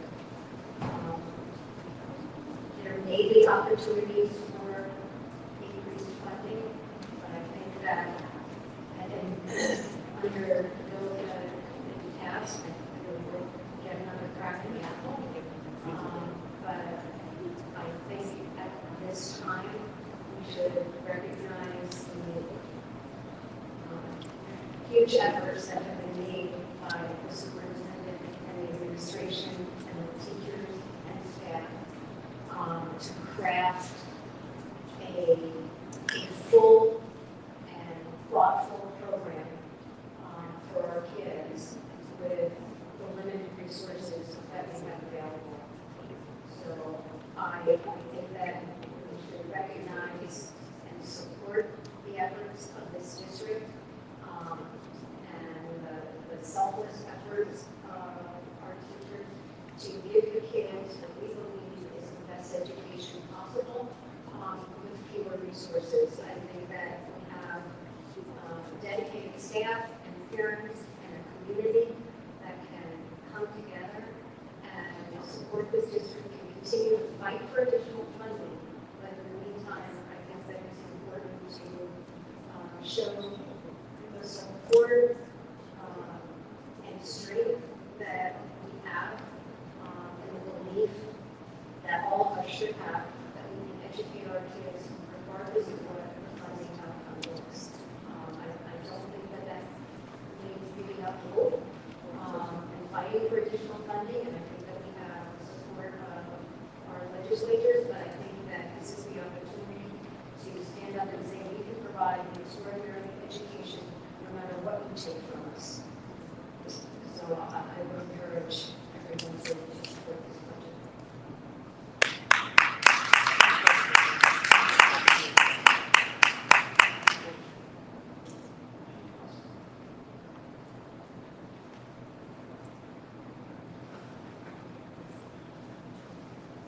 All right, well, I just echo that sentiment in this classroom because it's a lot of pain. It doesn't, we're not celebrating the fact that we had to cut so much in our workforce, and we recognize and appreciate the fact that our bandwidth and the staff's bandwidth is now incredibly overstretched. And I agree. I think it's time to vote on this budget. I think everyone's worked on it tremendously, and if more funding comes down the pipe, and we got legislators that have an open line of communication, you said you've spoken to Senator Gopal 15 times in the past 2 months, 2 weeks or something like that. So that's the kind of communication that we need with our state legislators, and I look forward to seeing what extra funding is going to come. But I think in terms of this budget, we've done everything possible to make it work. And you're right, it's to defy the odds once again, Asbury Park defying the odds by providing excellent education despite all these tremendous cuts.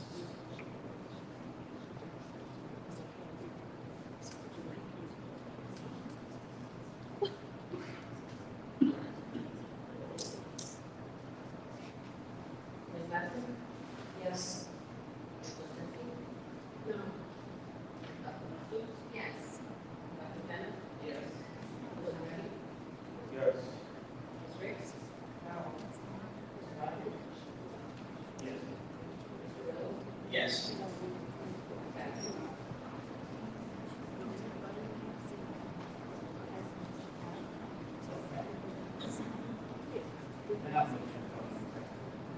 Executive office. So whereas the Open Public Meetings Act allows for the exclusion from discussion at. Oh, okay, I was going to read that. Okay, we have a second for that. Second. Okay. Whereas the Open Public Meetings Act allows for the exclusion from discussion at the public portion of the meeting of certain matters as outlined below, whereas the Asbury Park Board of Education wishes to discuss such matters, may and will make such discussion public when a proper conclusion has been reached. Now therefore be resolved that the Asbury Park Board of Education will hold a closed executive session on this date in Asbury Park, New Jersey, for the purpose as outlined and described below, and upon return, action may be taken. It is just one matters. Yeah, so the board's going to require a closed executive session for approximately 45 minutes to discuss contracts, personnel negotiations. No formal action will be taken in executive session. To the extent that the board is going to take any formal action, it will be done in this room here when the board returns from executive session. Thank you. Thank you.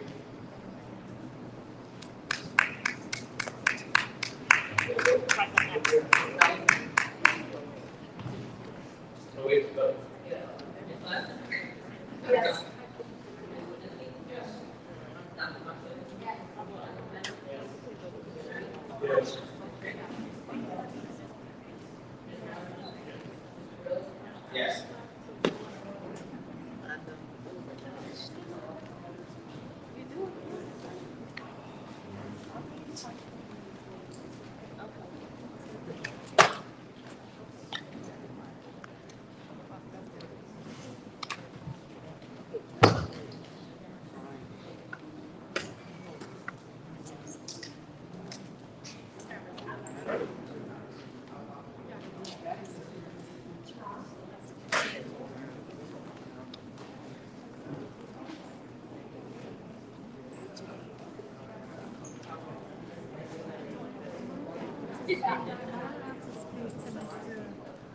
James, yes, thank you.